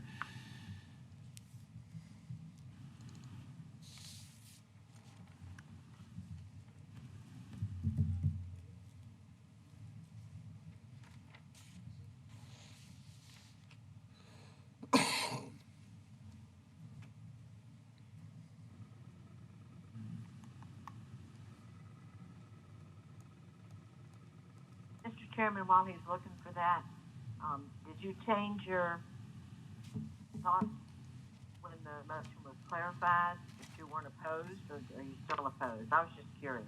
Yeah, I was mistaken, Beverly. It was Area 2, not Area 1. Okay. I'm in So favor of you're- Area 2, yeah. So now you're in favor. Doesn't matter, the motion carried, but I was just curious. Yeah. Yeah. No, that was my mistake.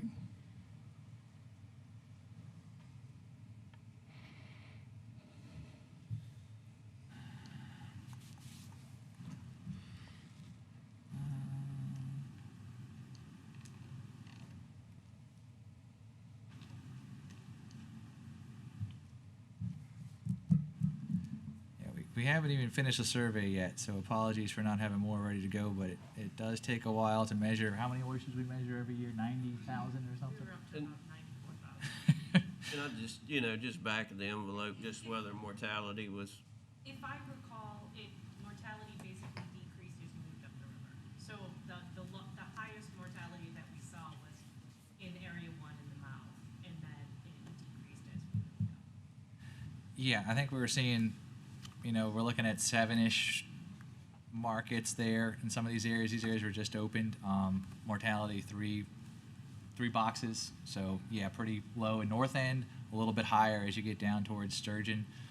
We did replenish some of these areas this last go-around after that extension. The areas that we replenished, the shell volume looks pretty good. Sturgeon's shell volume dropped to where it probably needs some replenishment. It wasn't an area that was harvested, so, in those areas where I think boats were finishing 11 o'clock at the end of the extension last year. it was very respectable. I can't quote the time, but it was, the quote that I heard around the dock here was, we were finishing earlier last year than we were starting off this year. So it was certainly not any later than that.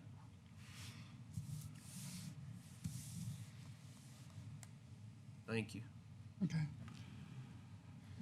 Okay, Deep rocks. Deep rocks. yeah. I need some figures from Andrew. One thing I asked Andrew to take a look at was to look at Deep Rock Beverly's area for the month of March. We continuously, every year, come back in and ask for an emergency opening for March because of the light pressure that it gets during December, January, and February. So I wanted to bring it up to this committee that we take a look at an extension into the month of March, see how everybody feels, see how staff feels, whether it be 2 weeks, 10 days, 15 days, 20 days. I like to try to keep the watermen working in March till crab pot season starts. So I'll open it up for discussion. Ernie, what do you think? Are you okay? I mean, I'd say 2 weeks, 2 weeks, mhm, 10 days. and 10 working days. Okay, did you get those figures from me, Andrew? Yeah, so the last, we have it just by the month. So in 2022, that area was opened in March and in a little under 3,000 bushels, so 2,700 was what was reported out of that area in 2022. Last season was just shy of 3,000 bushels for that I think it was open the whole month of March. Yep. Okay. I know, last week, was it 2 weeks or was it, Last year was 2 weeks. we quit, I know it wasn't a full week. I know it was on that Wednesday, I think, yeah. Yeah. I think the weather was pretty rough then. But So that what was- did you show from December? Of course, this year was open in November, but traditionally it's been December, January, February.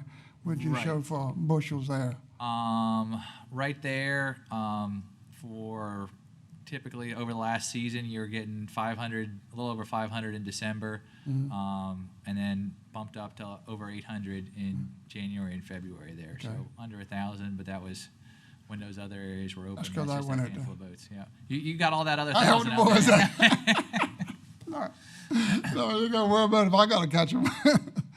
So anyway, okay, so, I mean, how does this committee feel? I think we definitely need to come up with some solution for March.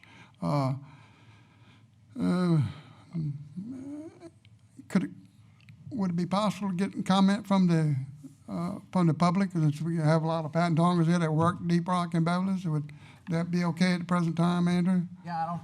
If Will, the chair there. Whole month of March, okay, Jimmy Dean? April 2. I know it. I don't think he's gonna hurt it. I agree with you. Yeah. Anybody else? John, Modi? No Well, you ain't problem, going fine anywhere. with me. Yeah. Okay, If they give it to us. all right. Again, it's It's the same story every year, you know. I mean, it's just, they're not gonna work there until Area 1 closes, you know. I mean, then they're just not going in there. You won't see the boats leave Rap Island, I can guarantee you. Yep, I know it. So, yeah. Right, well, it's again, it's just early December now, so if more boats go out there, less in favor if it's still getting light effort.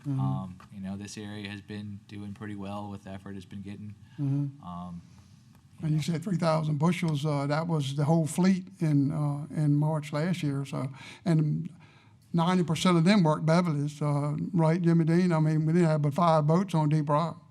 I think, yeah. Yeah. Last year, this again, it kind of depends on a standalone area, oyster market demand, but last year, we'd extended York River area into March for 2 weeks. You're looking on the right here, what the season was then. So we had Deep Rock went just about the whole month in March with that extension. Area 1 got a 2-week extension. Great Wacomico had that 2-week extension, and Tangier Area 2 had that 2-week extension. So there was other areas in March that kept pressure off Deep Rock. Again, Deep Rock is a big area. Right. I don't think a 2 weeks would probably hurt it much, but again, it's December, so I think this is a decision we'd likely make. We're planning on scheduling a hearing on something in January or February, and that would be the time to make a decision, go through the process there. So you're not in favor of the whole month of March? No, I didn't say that. I think just to make the decision with better information later on. Yeah, I don't think it didn't seem to hurt it with the season that we had last year, but again, I think this committee, and I know staff doesn't try to look at any area, just that area, try to look at the whole thing at once and sort of see where the effort would be, how many boats it would support, and base their decision on that. So trying to say if what happened last year happened again, that would be fine, but is that good for all the other areas? Well, the only difference I see is you're closing Area 1 down a month early. So we don't have Area 1 scheduled for February. We were depending on Lawson's Bay. That was why I think everybody agreed to 3 months in Area 1, 3.5 months. I think we do have a shorter season scheduled right now for Area 1, what was approved by the commission. Right. So then Deep Rock would be more or less a standalone patent tong area for that whole month, whereas before it wasn't. So that might have some more effort there, particularly if there's a need for oysters and there's a higher demand, there's more boats out there. So again, that's what base the decision on. It's hard to base it just for 1 month in one area, try to look at it the whole season there. Yeah. Okay. So, I mean, how do we go about getting this extension? Do we wait and do an emergency action? I thought that's the reason why we called this meeting early, so we could decide these things here today. Well, I didn't think it had to be an emergency. I thought we had another meeting coming up on this later. I thought that was in the language for when we done it in August. I mean, am I wrong on that? We We do have a meeting scheduled, or we had talked about at the August meeting about having a meeting to talk about January. to talk about any kind of extensions in March at that meeting. So, and there'll be time to advertise for a public meeting Okay. in February, which I think we'd have better information at that time to make these decisions than trying to do it 2 months in advance. And I mean, worst case scenario, we can do things by emergency if something comes up, but it's better to have a. The reason I instructed you to have this meeting today is to prevent me from having to do an Okay. emergency. 'Cause That's right. We're not in the business of throwing emergencies around like it's. an easy Exactly, task. that was my thoughts, yeah. Okay, So if we don't do it today, it's gonna be an emergency meeting next, it'll be an emergency if they decide to do it next month? No. I have 6 For more March, meetings. we have a commission meeting scheduled in January. We have a commission meeting scheduled in February. We're talking about March. We have time to advertise a public hearing for adjustments to the public harvest season. The commission doesn't have to make any at the time, but we can have it scheduled. It can be on the agenda, it can be advertised. We can change it for 1 week. We can say, hey, something happened, 400 more people somehow got into the fishery and everything's dead, and we want to shorten the season. We can do any of that, but that's all hypothetical. So we don't know. The short answer is there's time to not have an emergency hearing to deal with March okay. if we have that scheduled for the. So January. explain to me the 60-day rule. I mean, I thought it had to be advertised now for 60 instead of 30 like it used to for public comment. Is that the case, sir? It's what we're required to do is advertise it for 15 days. There's additional requirements now through regulatory review that we have about 45-day window is what we're looking at, but by code, we're required to advertise it for 2 weeks. We used to could move a little bit faster. 30 days is really all we needed. Now, we need at least 45. I got you. Something like that. Okay. 60 is my standard because when you work in the government and you ask for 45 days, you need 60. Right, okay. So 60 is my standard. That's why I didn't want y'all to wait till January to Yeah, meet. right, yeah. Because it does give Andrew and Adam time enough to vet and make sure that this is not overdoing it, overextended. It may even be able to get back to you guys with even some more information as they do the stock assessments and be able to clean the data up as well. Okay, thank you. All right, so I guess we'll just wait and go forth, look at it in January? I think, yeah, especially for March, talking about the February extensions, that's, I think Yep, we can we carry have. those motions forward, but. Mr. Kelly? If it's determined Area 6, which I'm leaning towards, that needs to close now, would the staff or the commissioner have an issue with doing that as an emergency that we determine to? We don't really even need to. Well, I love closing things in emergency, so why not? But we can have that discussion. Andrew says it's not really necessary, but we can reevaluate that. One of the things I do like is like we did last year, as you guys seen, is giving something back when you get a bunch of extensions. It's very good, even if there's only 1 or 2 boats working. Anything we can keep on the bottom of the area that's really not that many people working won't affect, and they have other options. I like that idea because not only does it save stuff on the bottom for, to spawn off and all that other stuff, it also shows how you're working together as an industry with management saying, hey, we just don't want to open everything every time. And I like the 2 weeks, and I also like the, and the 4-week stuff as well, because it's easing into it. I believe you said about adding Area 9 and potentially to replace what Area 1 used to be with 6 or whatever. It was a great idea, if it'll work, obviously, but you don't know that stuff until you try. So I'm all of the above approach on this. I think Andrew and Adam's proven the same thing, and I agree with it.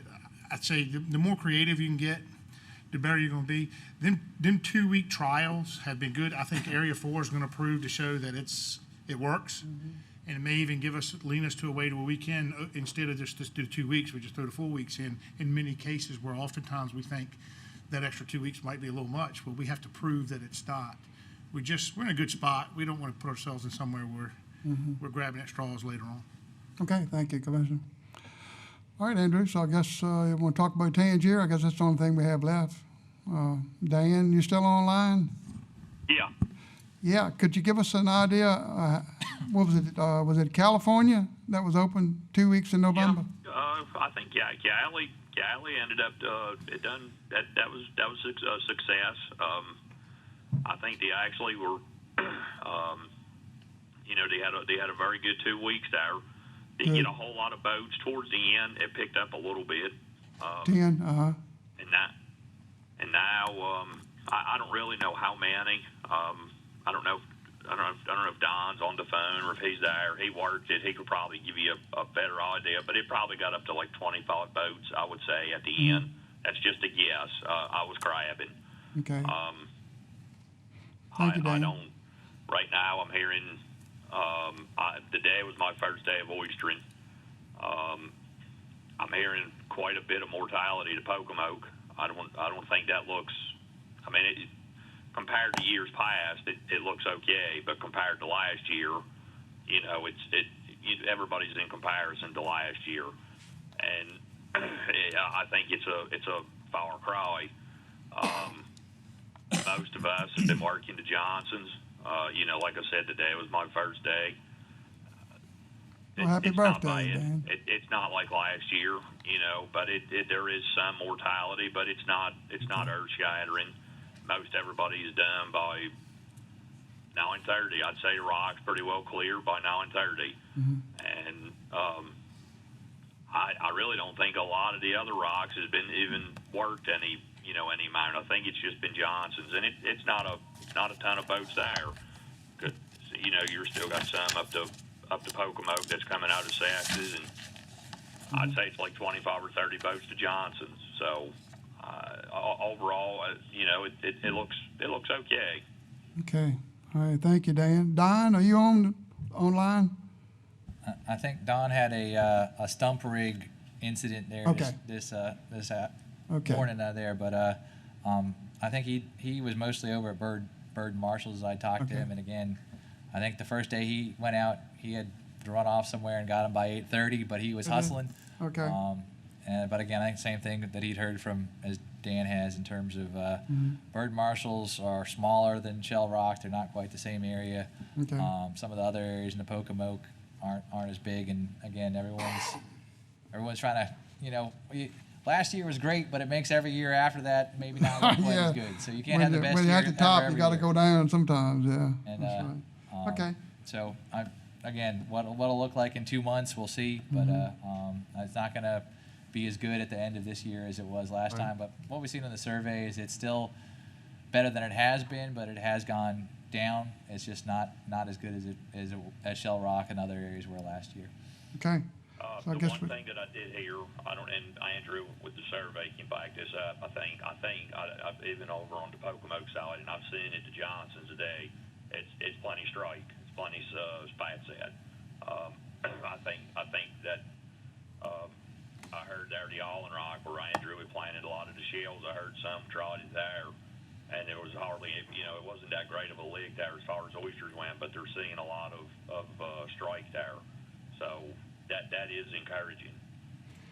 Yeah, I think again, fortunately there the Pocomoke and the Tangier even more so have had good spat sets. Again, we've gotten one of those things, more oysters make more oysters. So there's been increasing populations, they're spawning more, and there's more shells home attached to. So as long as we're doing that, we're in a good spot. But the Tangier and Pocomoke, in terms of the number of live oysters, has been increasing, the number of spats been increasing, and that brown shell volume that we manage around has been going up in a lot of these areas.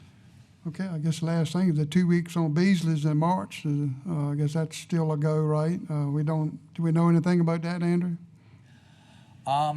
Again, this is an area that we haven't done a lot of survey work on. So it's an area where it's probably pretty patchy where there is, but it gets almost no effort. 'Cause it's on the same rotation as Shell Rock, so all the boats go there. I think anecdotally, there's a lot of those old shell there that, have been laying there and don't get a spat set unless there's been a really good spat set, and there's been a really good spat set, so there's probably, with a full-size dredge, I'm assuming they're going to find some oysters there, but there's not a really, that we're aware of anyway, a really large reef or rock or whatever we want to call it there, but probably some patchy areas where it should work. And Okay. again, it's a standalone area, so they'll they'll be looking there, I guess, but it'll take some pressure off if they do find some. Okay, thank you, Andrew. I think too, Andrew, I think you'll primarily see them, the oystermen come out of Saks is for that. That's a long run from here. That's when most of us start to go right away, get our boat straight for crabbing. I'm not saying you won't see one or two, but it's gonna kind of be like the 15th of November to Cali, where it's, mainly the eastern shoremen. It's a whole lot more them than it is us, because most of us will, it's so far away. That's a long run. I mean, that's a long run, and with the price of fuel and looks like, with the market of oysters, I think most of us will probably just go ahead and get our boat straight. Okay. All right, thank you, Dan. All right, well, I guess that gives us a pretty good idea of the season so far. I guess I would call it our State of the Union, and I think it looks pretty good. I think it's decent. Is it as good as it was last year? Maybe not, but I mean, that was an exceptional year last year. So this year, everybody's still getting the limit 10:30, so you can't argue with that. And I don't think, market-wise, I think the economy there's some challenges there. So appreciate everybody coming down to talk about this review, and because I think we needed to establish March and February. So I want to thank everybody for that. Tom? Real quick, I had a couple of watermen that had questions, and I thought we had addressed it earlier on, but the ability to have clean calls and seed to do both in the same day, just I where heard we something ended about up that, on. Peyton, you wanna? Yeah, I was gonna bring that up, Tommy. It sounds like that kind of slipped through the cracks. We were trying to keep folks from going and catching 16 bushels of dredge oysters and then going tonging and catching the other 12. And a little casualty in that was taking away the ability to go catch seed. So Seed, okay, yeah. I've talked to a few watermen and even some law enforcement that said they're okay with it's either one or the other when it comes to clean calls. Would still like the Right. ability to have seed. But you too. can do seed. Well, you can't as it sits now. That was kind of confusing for some of us. Okay. So I'd like to make a motion to just, as a committee, say it's one or the other when it comes to clean calls, but still have the ability to clean call seed, rough call seed. Okay, so let me see if I understand this. So you're making a motion that if you go out and hand scrape and catch your 16 bushels, that then you can go and do seed, or you? Yeah, that's the way it's been, yeah. So, but you wouldn't be able to, Jamie, you want to come up here? Excuse me, Jamie, the other Jamie Green is tough I on can talk on this one too, because I get more complaints on him and everybody else about this. So basically what it is there's a difference in the number of bushels you're allowed to keep for hand tonging and scraping. Right. So they go get their scrape limit, and that difference, they want to go out hand tonging and get that limit as well. Which is As you know- 14 bushels. Right, there's 6 bushel difference. So they catch their 8, then they want to go hand tonging and catch okay. their 6. And law enforcement says, no, don't do that. I support that decision. What Mr. Mason is saying, but can they go seed oystering Right. after they catch whatever their limit they have? And Yeah. law enforcement has a less of an issue with that. Okay. And then one of the reasons why law enforcement has such an issue is there's been so many people caught double dipping, Right. like catching 2 limits. So right, it's right. that's the reason why they don't support Which it. one, let it come in and go back out, yeah, okay. All right, so we have a motion that if you go out and hand scraping and catch 16 bushels, you can go and catch seed oysters, hand tong seed oysters, okay? Second to the motion? I ain't got nothing to say about it, but I can't go patting dong and then go drudging and catch 8 more. So why should they be able to do one thing and then go do something else? I don't agree with that. Well, it's a different fishery. Yeah, there's no So limit. no, but it's a different fishery between patting dong and then drudging no, too, you- or shaft dong. You're still catching clean coal oysters though, aren't I got you? you. Yeah, this is seed, it's entirely different for replanting or, I mean, that's the difference I I see. don't know if in I'm it. for that. And obviously, I'm only saying this for the committee. This is not a position we've taken. We just said we can understand the seed better than the, so we totally understand where Mr. George is coming. Yeah, We're neutral. We're letting you make your mind up on your own. And I'm not saying how this will fly in front of the commission either. right. Yep. Mr. Kelly? I would just say that there's a shortage of seed producers, and there is a shortage of seed. Mr. Metcalf and I had this conversation earlier. I mean, there is a shortage of seed, so I would support. with Mr. George, I don't support two forms of clean call in any day. Right. Of Yeah. any gear type or anything, but I do support someone being able to catch seed if they so desire.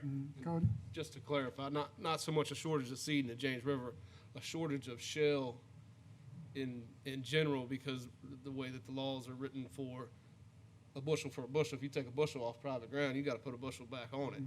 Well, there's only X amount of seed. There's a lot more bushels being taken off of private ground. And to the best of my knowledge, we can't use any other kind of substrates except for shell. You know, so that's where it's all, the kind of the shell's getting tight in the state of Virginia to make sure that we, And I misspoke, I didn't that mean a right? shortage of, a shortage of seed harvest effort. Harvesters, right, yeah. It's- How many bushels do we have left on that quota on seed, Andrew? Right now, we have the fall quota was set at 30,000 bushels, and we've harvested a little over 20,000. So there's About 10,000. about 9,000, a little less than 9,000 left. That ends right the end of this month? That's correct. So it probably looks like if things continue about exactly as they are, we'll probably be pretty close to that 30,000 bushel quota. That's all Okay. been in state. And again, I guess one of the things that did change with that hand tong gear regulation is anyone can go hand tonging now if you're in the boat with a licensed hand tonger with a user fee. So that was one of the things that was hanging up seed harvest, is it's hard work. But if you're a licensed user fee holder with a hand tong license, and you have someone else in the boat, they can help you go seeding now. So that should provide a little bit more seed. But again, just to clarify before this motion goes any further, I believe it would take a change in regulation. We could talk with law enforcement and see if what we have now could be interpreted differently. But I just want to make sure that this wouldn't, because the committee votes on it, change things tomorrow. We'd have to consult with law enforcement and see if it required further regulatory change. And my understanding is it may, at this point, require action by the commission on that question. so right now, they're letting them, if you go and catch your limit dredge, and then you can go seeding after that. No, right now, you're one gear, and either clean cull or seed. Yep. I get that right? I think so. Yep. So should we wait till January? Mr. Chairman, I have a question. I stepped Go ahead, out Rick. for a minute. I'm a little bit behind. So what are we talking about being able to catch your limit clean call, hand scrape it in the morning, and then be able to seed in the afternoon? Am I correct on that? Yep, that's what I believe the motion or what we're discussing now is, yep. What's the 2 o'clock? The seed has to be off the boat, or the tongs out of the water. What's the rule on that? Yeah, it's the 2 o'clock harvest has to end. Traditionally, it means your culling board's clean. If you're seeding, you're not really using the culling board much. So tongs out of the water, harvest stops for seeding at 2, hand scraping up till noon currently. So you can tong right up till 2 o'clock. Correct. Okay. Okay. Everybody understand the motion? Guess I'll ask for a second. Mr. Callum. Second. Oh, yeah. Mr. Callum seconds the motion. All those in favor, say aye. Aye. Opposed? Aye. One opposed. Everybody else, the motion passes. Andrew? Okay, and this is in favor of being able to clean cull with, and then go seeding in the afternoon, Yep. but not at the same time. So Right. no split piling still, but clean cull then seed, regardless of gear type. So Okay. And All right. again, Anybody in the public got anything else to say? I think, yep, Well, not the public, but I'd like to say what I came here to say to start with. I was late because I got hung up in another meeting that wasn't supposed to happen, and so I had to Okay. I had to cancel 6 more. Well, so you I have could, the floor. So I could stay the length and endure y'all's marathon here. So I appreciate what you guys do. I want to thank Andrew and Adam. You guys have been working hard with me, obviously. We've taken a lot of what you guys say and tell us into consideration and try to line it up with what is best for the resource and best for everyone as well. What I wanted to task you guys with was hopefully only going to take 5 minutes of my time and your time when I first got in here, but it was entertaining to see, especially the defending of the Pat and Tong areas. I've 2 of my buddies back there have been calling me, met with them. Lifelong buddy Jimmy Dean, very passionate about it. think the world of him. His dad was one of my mentors for many years, and obviously David Allen has me on speed dial. So, so I'm interested to hear what you guys got to say, because evidently y'all hear the propaganda before I do. I didn't, but it's good to know. What I wanted to task you guys with, one, is this committee is charged with obviously giving recommendations to the commission, and we've been more reactive than proactive. Maybe not necessarily the committee's fault, maybe it's my fault, or whoever the commissioner is. I'll take the blame for all of them. I would like to see plans in place. Hypothetical plans could be for if the oyster season's typically and the strike goes like it is, and also what it looks like when we have to turn it back. But more importantly, I want to see a plan forward for me to be able to put an RFP together with staff for seed oysters in the spring, potentially from up James River for areas like Area 9, if you open that up, or Area 7 in the Rappahannock. And I want to buy seed from Waterman like we used to do. I want to buy it off their boat. I want to provide them an opportunity to have jobs maybe in April, March or something. Maybe even using alternative gear types. Get creative. You can obviously work with staff on that and see what it looks like. But I would like, the reason I came here today and stayed this long is because I know it's December. I asked for this meeting in November, by the way, for those of you who were in was it October meeting. So y'all are just like government workers. You're a month late. So, but I get it. And I appreciate your time. So I really do. But the reason I wanted to task you with this is because I know how long it's going to take for the build. It's probably going to get y'all guys to get together another time or two. Then you got to realize me trying to come up with the money to do it, and the procurement process is an absolute nightmare for the state. So I want to make sure that we do something. I am looking to do something pretty decent. I don't want to, I don't want a small. I want to definitely do, maybe 20,000, 30,000 bushel or more, and try to see where we can move them around. Maybe in areas that need it, that might be closed next year, that maybe got a little bit too much work, where the seed looks, and maybe we can do this to utilize more jobs in a time frame when the oyster season might not have as many areas open as you guys spoke of earlier. So put your heads together, help staff come up with a plan, chop it up. I need to see it as, I tell everybody, I give them a deadline, and my communications director tells me all the time, when Jamie Green gives you a deadline, it means he wants it tomorrow.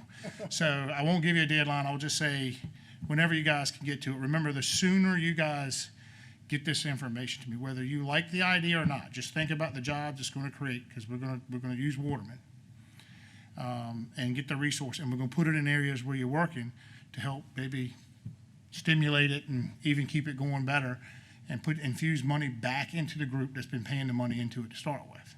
So if it doesn't work out, we'll try. This is not replacing anything we're doing. This is not taking money from something we're doing now. This is adding on to it. I want to make a more robust replenishment program, take an all-of-the-above approach. I don't know how much money I will be able to get and how consistent I will be able to, but I can't get anything if I don't know how much it costs. So I got to get you guys to put the plan together.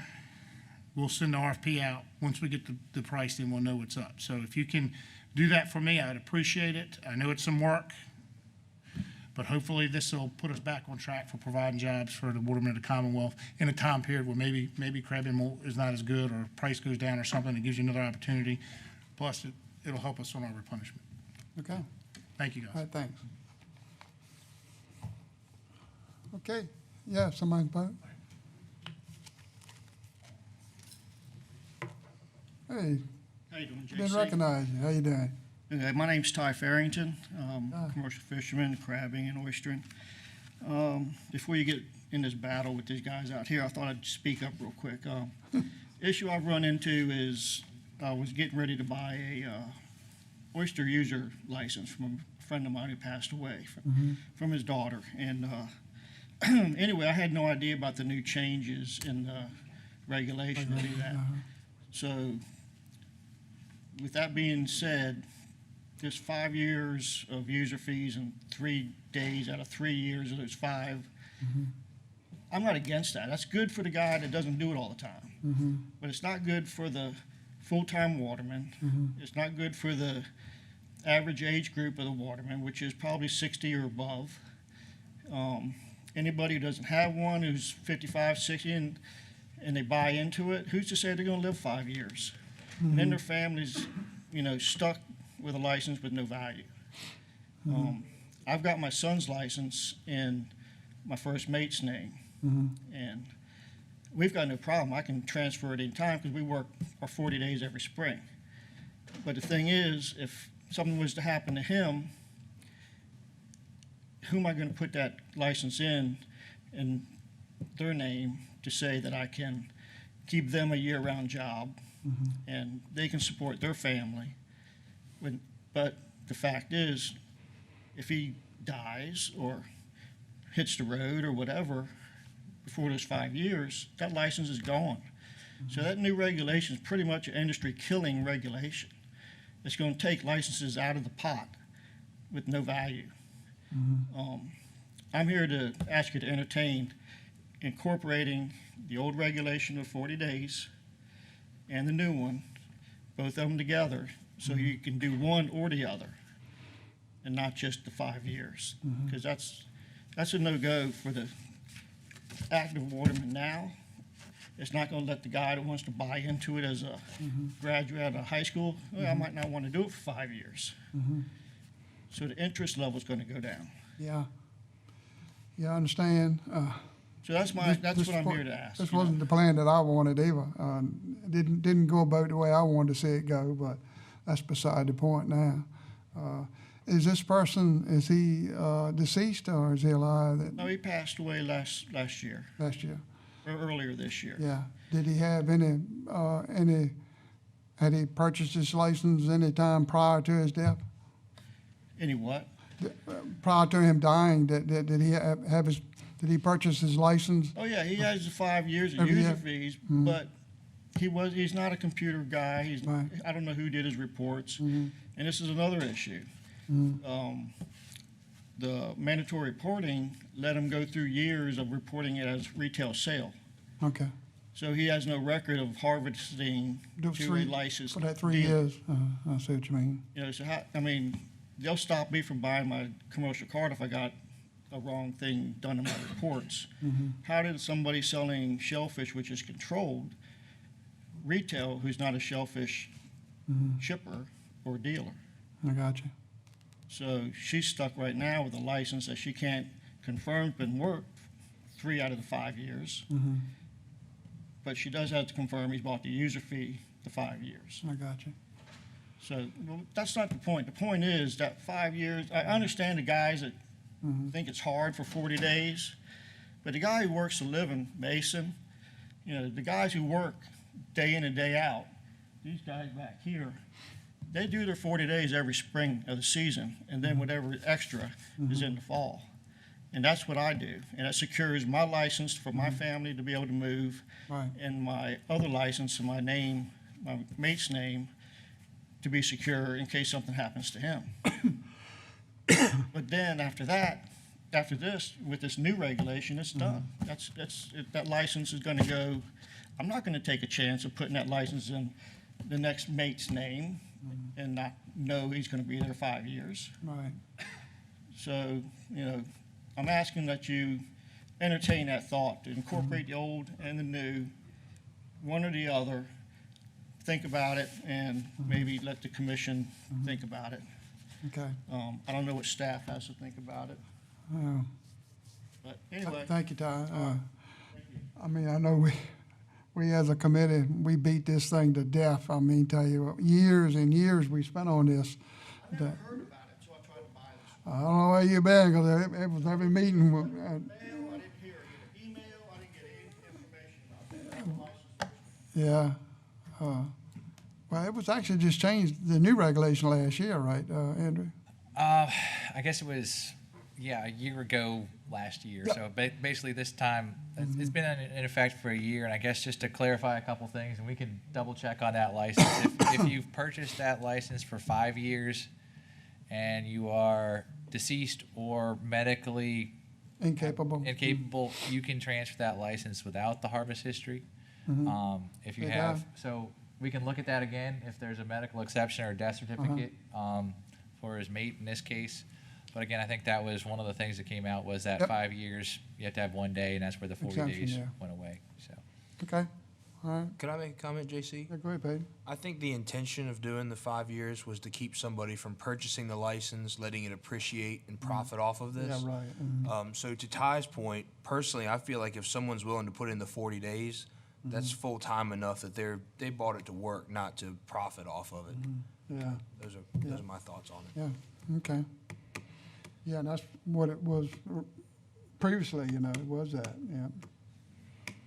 Okay, all right. I guess, well, Ty, get with staff. I've been in touch with Andrew, thank you for calling. Okay. About the meeting today. Yeah, no. All right. Glad to, yeah. Okay, that's, anything else? Go ahead, Ty. Staff recommended that I get SMAC to recommend for staff or the commission to. Okay, so you want us to recommend staff to look at your situation, is that what you're saying? No, I think we went from a situation where we're acquiring activity, much like Ty is saying, you needed 40 days Right. in order to transfer your license. We shifted to where we prioritized essentially individuals who had held their license for 5 years Right. and had some kind of activity. So when we talk about transfers, what we're really talking about is latent effort and how much activity this fishery can handle in any given year. Right now, we're somewhere around 50% activity. So every time we move one of those licenses from someone who doesn't have activity to someone who does have activity, we're creating more pressure onto this and allowing people to jump in and jump out. Where this committee sits is you have the unique opportunity to steer that. What's the priority of this committee? What's the priority of industry? How should these transfers work? Should people who are working 40 days and part of the fishery have the ability to transfer? Should people who have no history have the ability to transfer? So we do have the ability, I think you said this isn't exactly what you wanted. We have the ability to keep looking at this and tweaking it in the ways that this committee feels is important for the industry. This is no different. So Okay. I was the one who talked to Ty, and I encouraged him to come in front of this committee because this is kind of the industry representation and to be able to craft this in what is probably best for the industry rather than staff just saying, hey, this is what's good for the industry. I think it's better coming from this advisory committee and trying to say, like, we voted on one thing, it didn't end up that way at the commission, let's take another run at it because we feel this is really important. So Okay. whether or not we can solve it in this meeting, we've already been at it 2 hours. I do think it's something To look at. that we visit back in sometime soon and try and put this in for Okay, running up into next season when October hits, have a better plan that addresses some of the other people's concerns about having full-time fisheries, for full-time people in a fishery for 1 year. okay, all right, so sounds good. We'll table it to our January meeting then, I guess, is that the thoughts of everybody? That'd be great Yeah. if we could put it on the agenda for, and this will give the committee some time to think about it, talk to industry, and something we've talked about quite a bit, so then maybe we already have some thoughts, but probably bringing it back in January for a more robust. Okay. I didn't want to just throw something on you and have to make a decision right on the spot. Right. It's probably when we don't make the best decisions. So tabling it till Okay. January and putting it on the agenda and getting a little more in depth with it would probably be the best path forward. Because we want the commission to have the direction from this committee rather than just trying to do things through public comment or Right, emergency regulation or anything like that. Okay. It's better to have the footprint on it. Okay, thank you, Adam. Mr. Chairman, you need a motion to put it on the agenda or Yeah, no, okay. All right. Well, I guess that's everything. Anybody, anything else left in the public for comment? I just wanted to let folks know that Deputy Commissioner John Cosgrove was listening in, and he wasn't able to unmute himself, and my tech supports had to go home early, but he thanks for the oyster education and glad he was able to listen in on the meeting there. So Okay. if you're listening, John, sorry about the tech problems there, but glad you could make the meeting. Okay. All right, Chair, anything on a motion to dismiss? Make the motion. Second? All right, motion second. All those in favor? Aye. Opposed? Meeting is adjourned. Thank you. Merry Christmas, everybody. Merry Christmas. Merry Christmas. Okay. I'll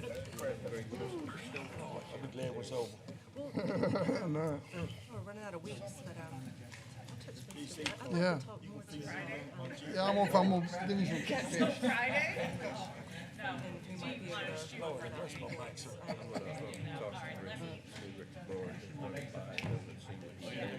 All right, Take care of yourself. When's your next surgery? Is that January? 26th of January. All right, we'll see you before then. And don't know if you heard yet, but Chris Moore is our new executive director. You're making her work hard, everyone who's at Fisher's guy. Take care. For this, like, Yeah, call me, we'll figure it out. yeah, so that kind of means that we have to do it next week. Yeah, absolutely. Yeah, no, I mean,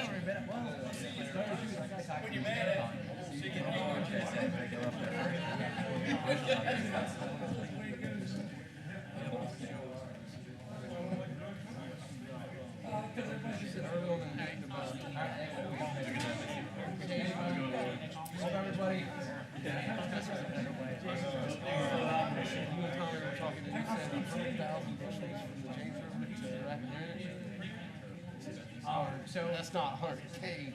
No, well, here and more there, right? It's about 4,000,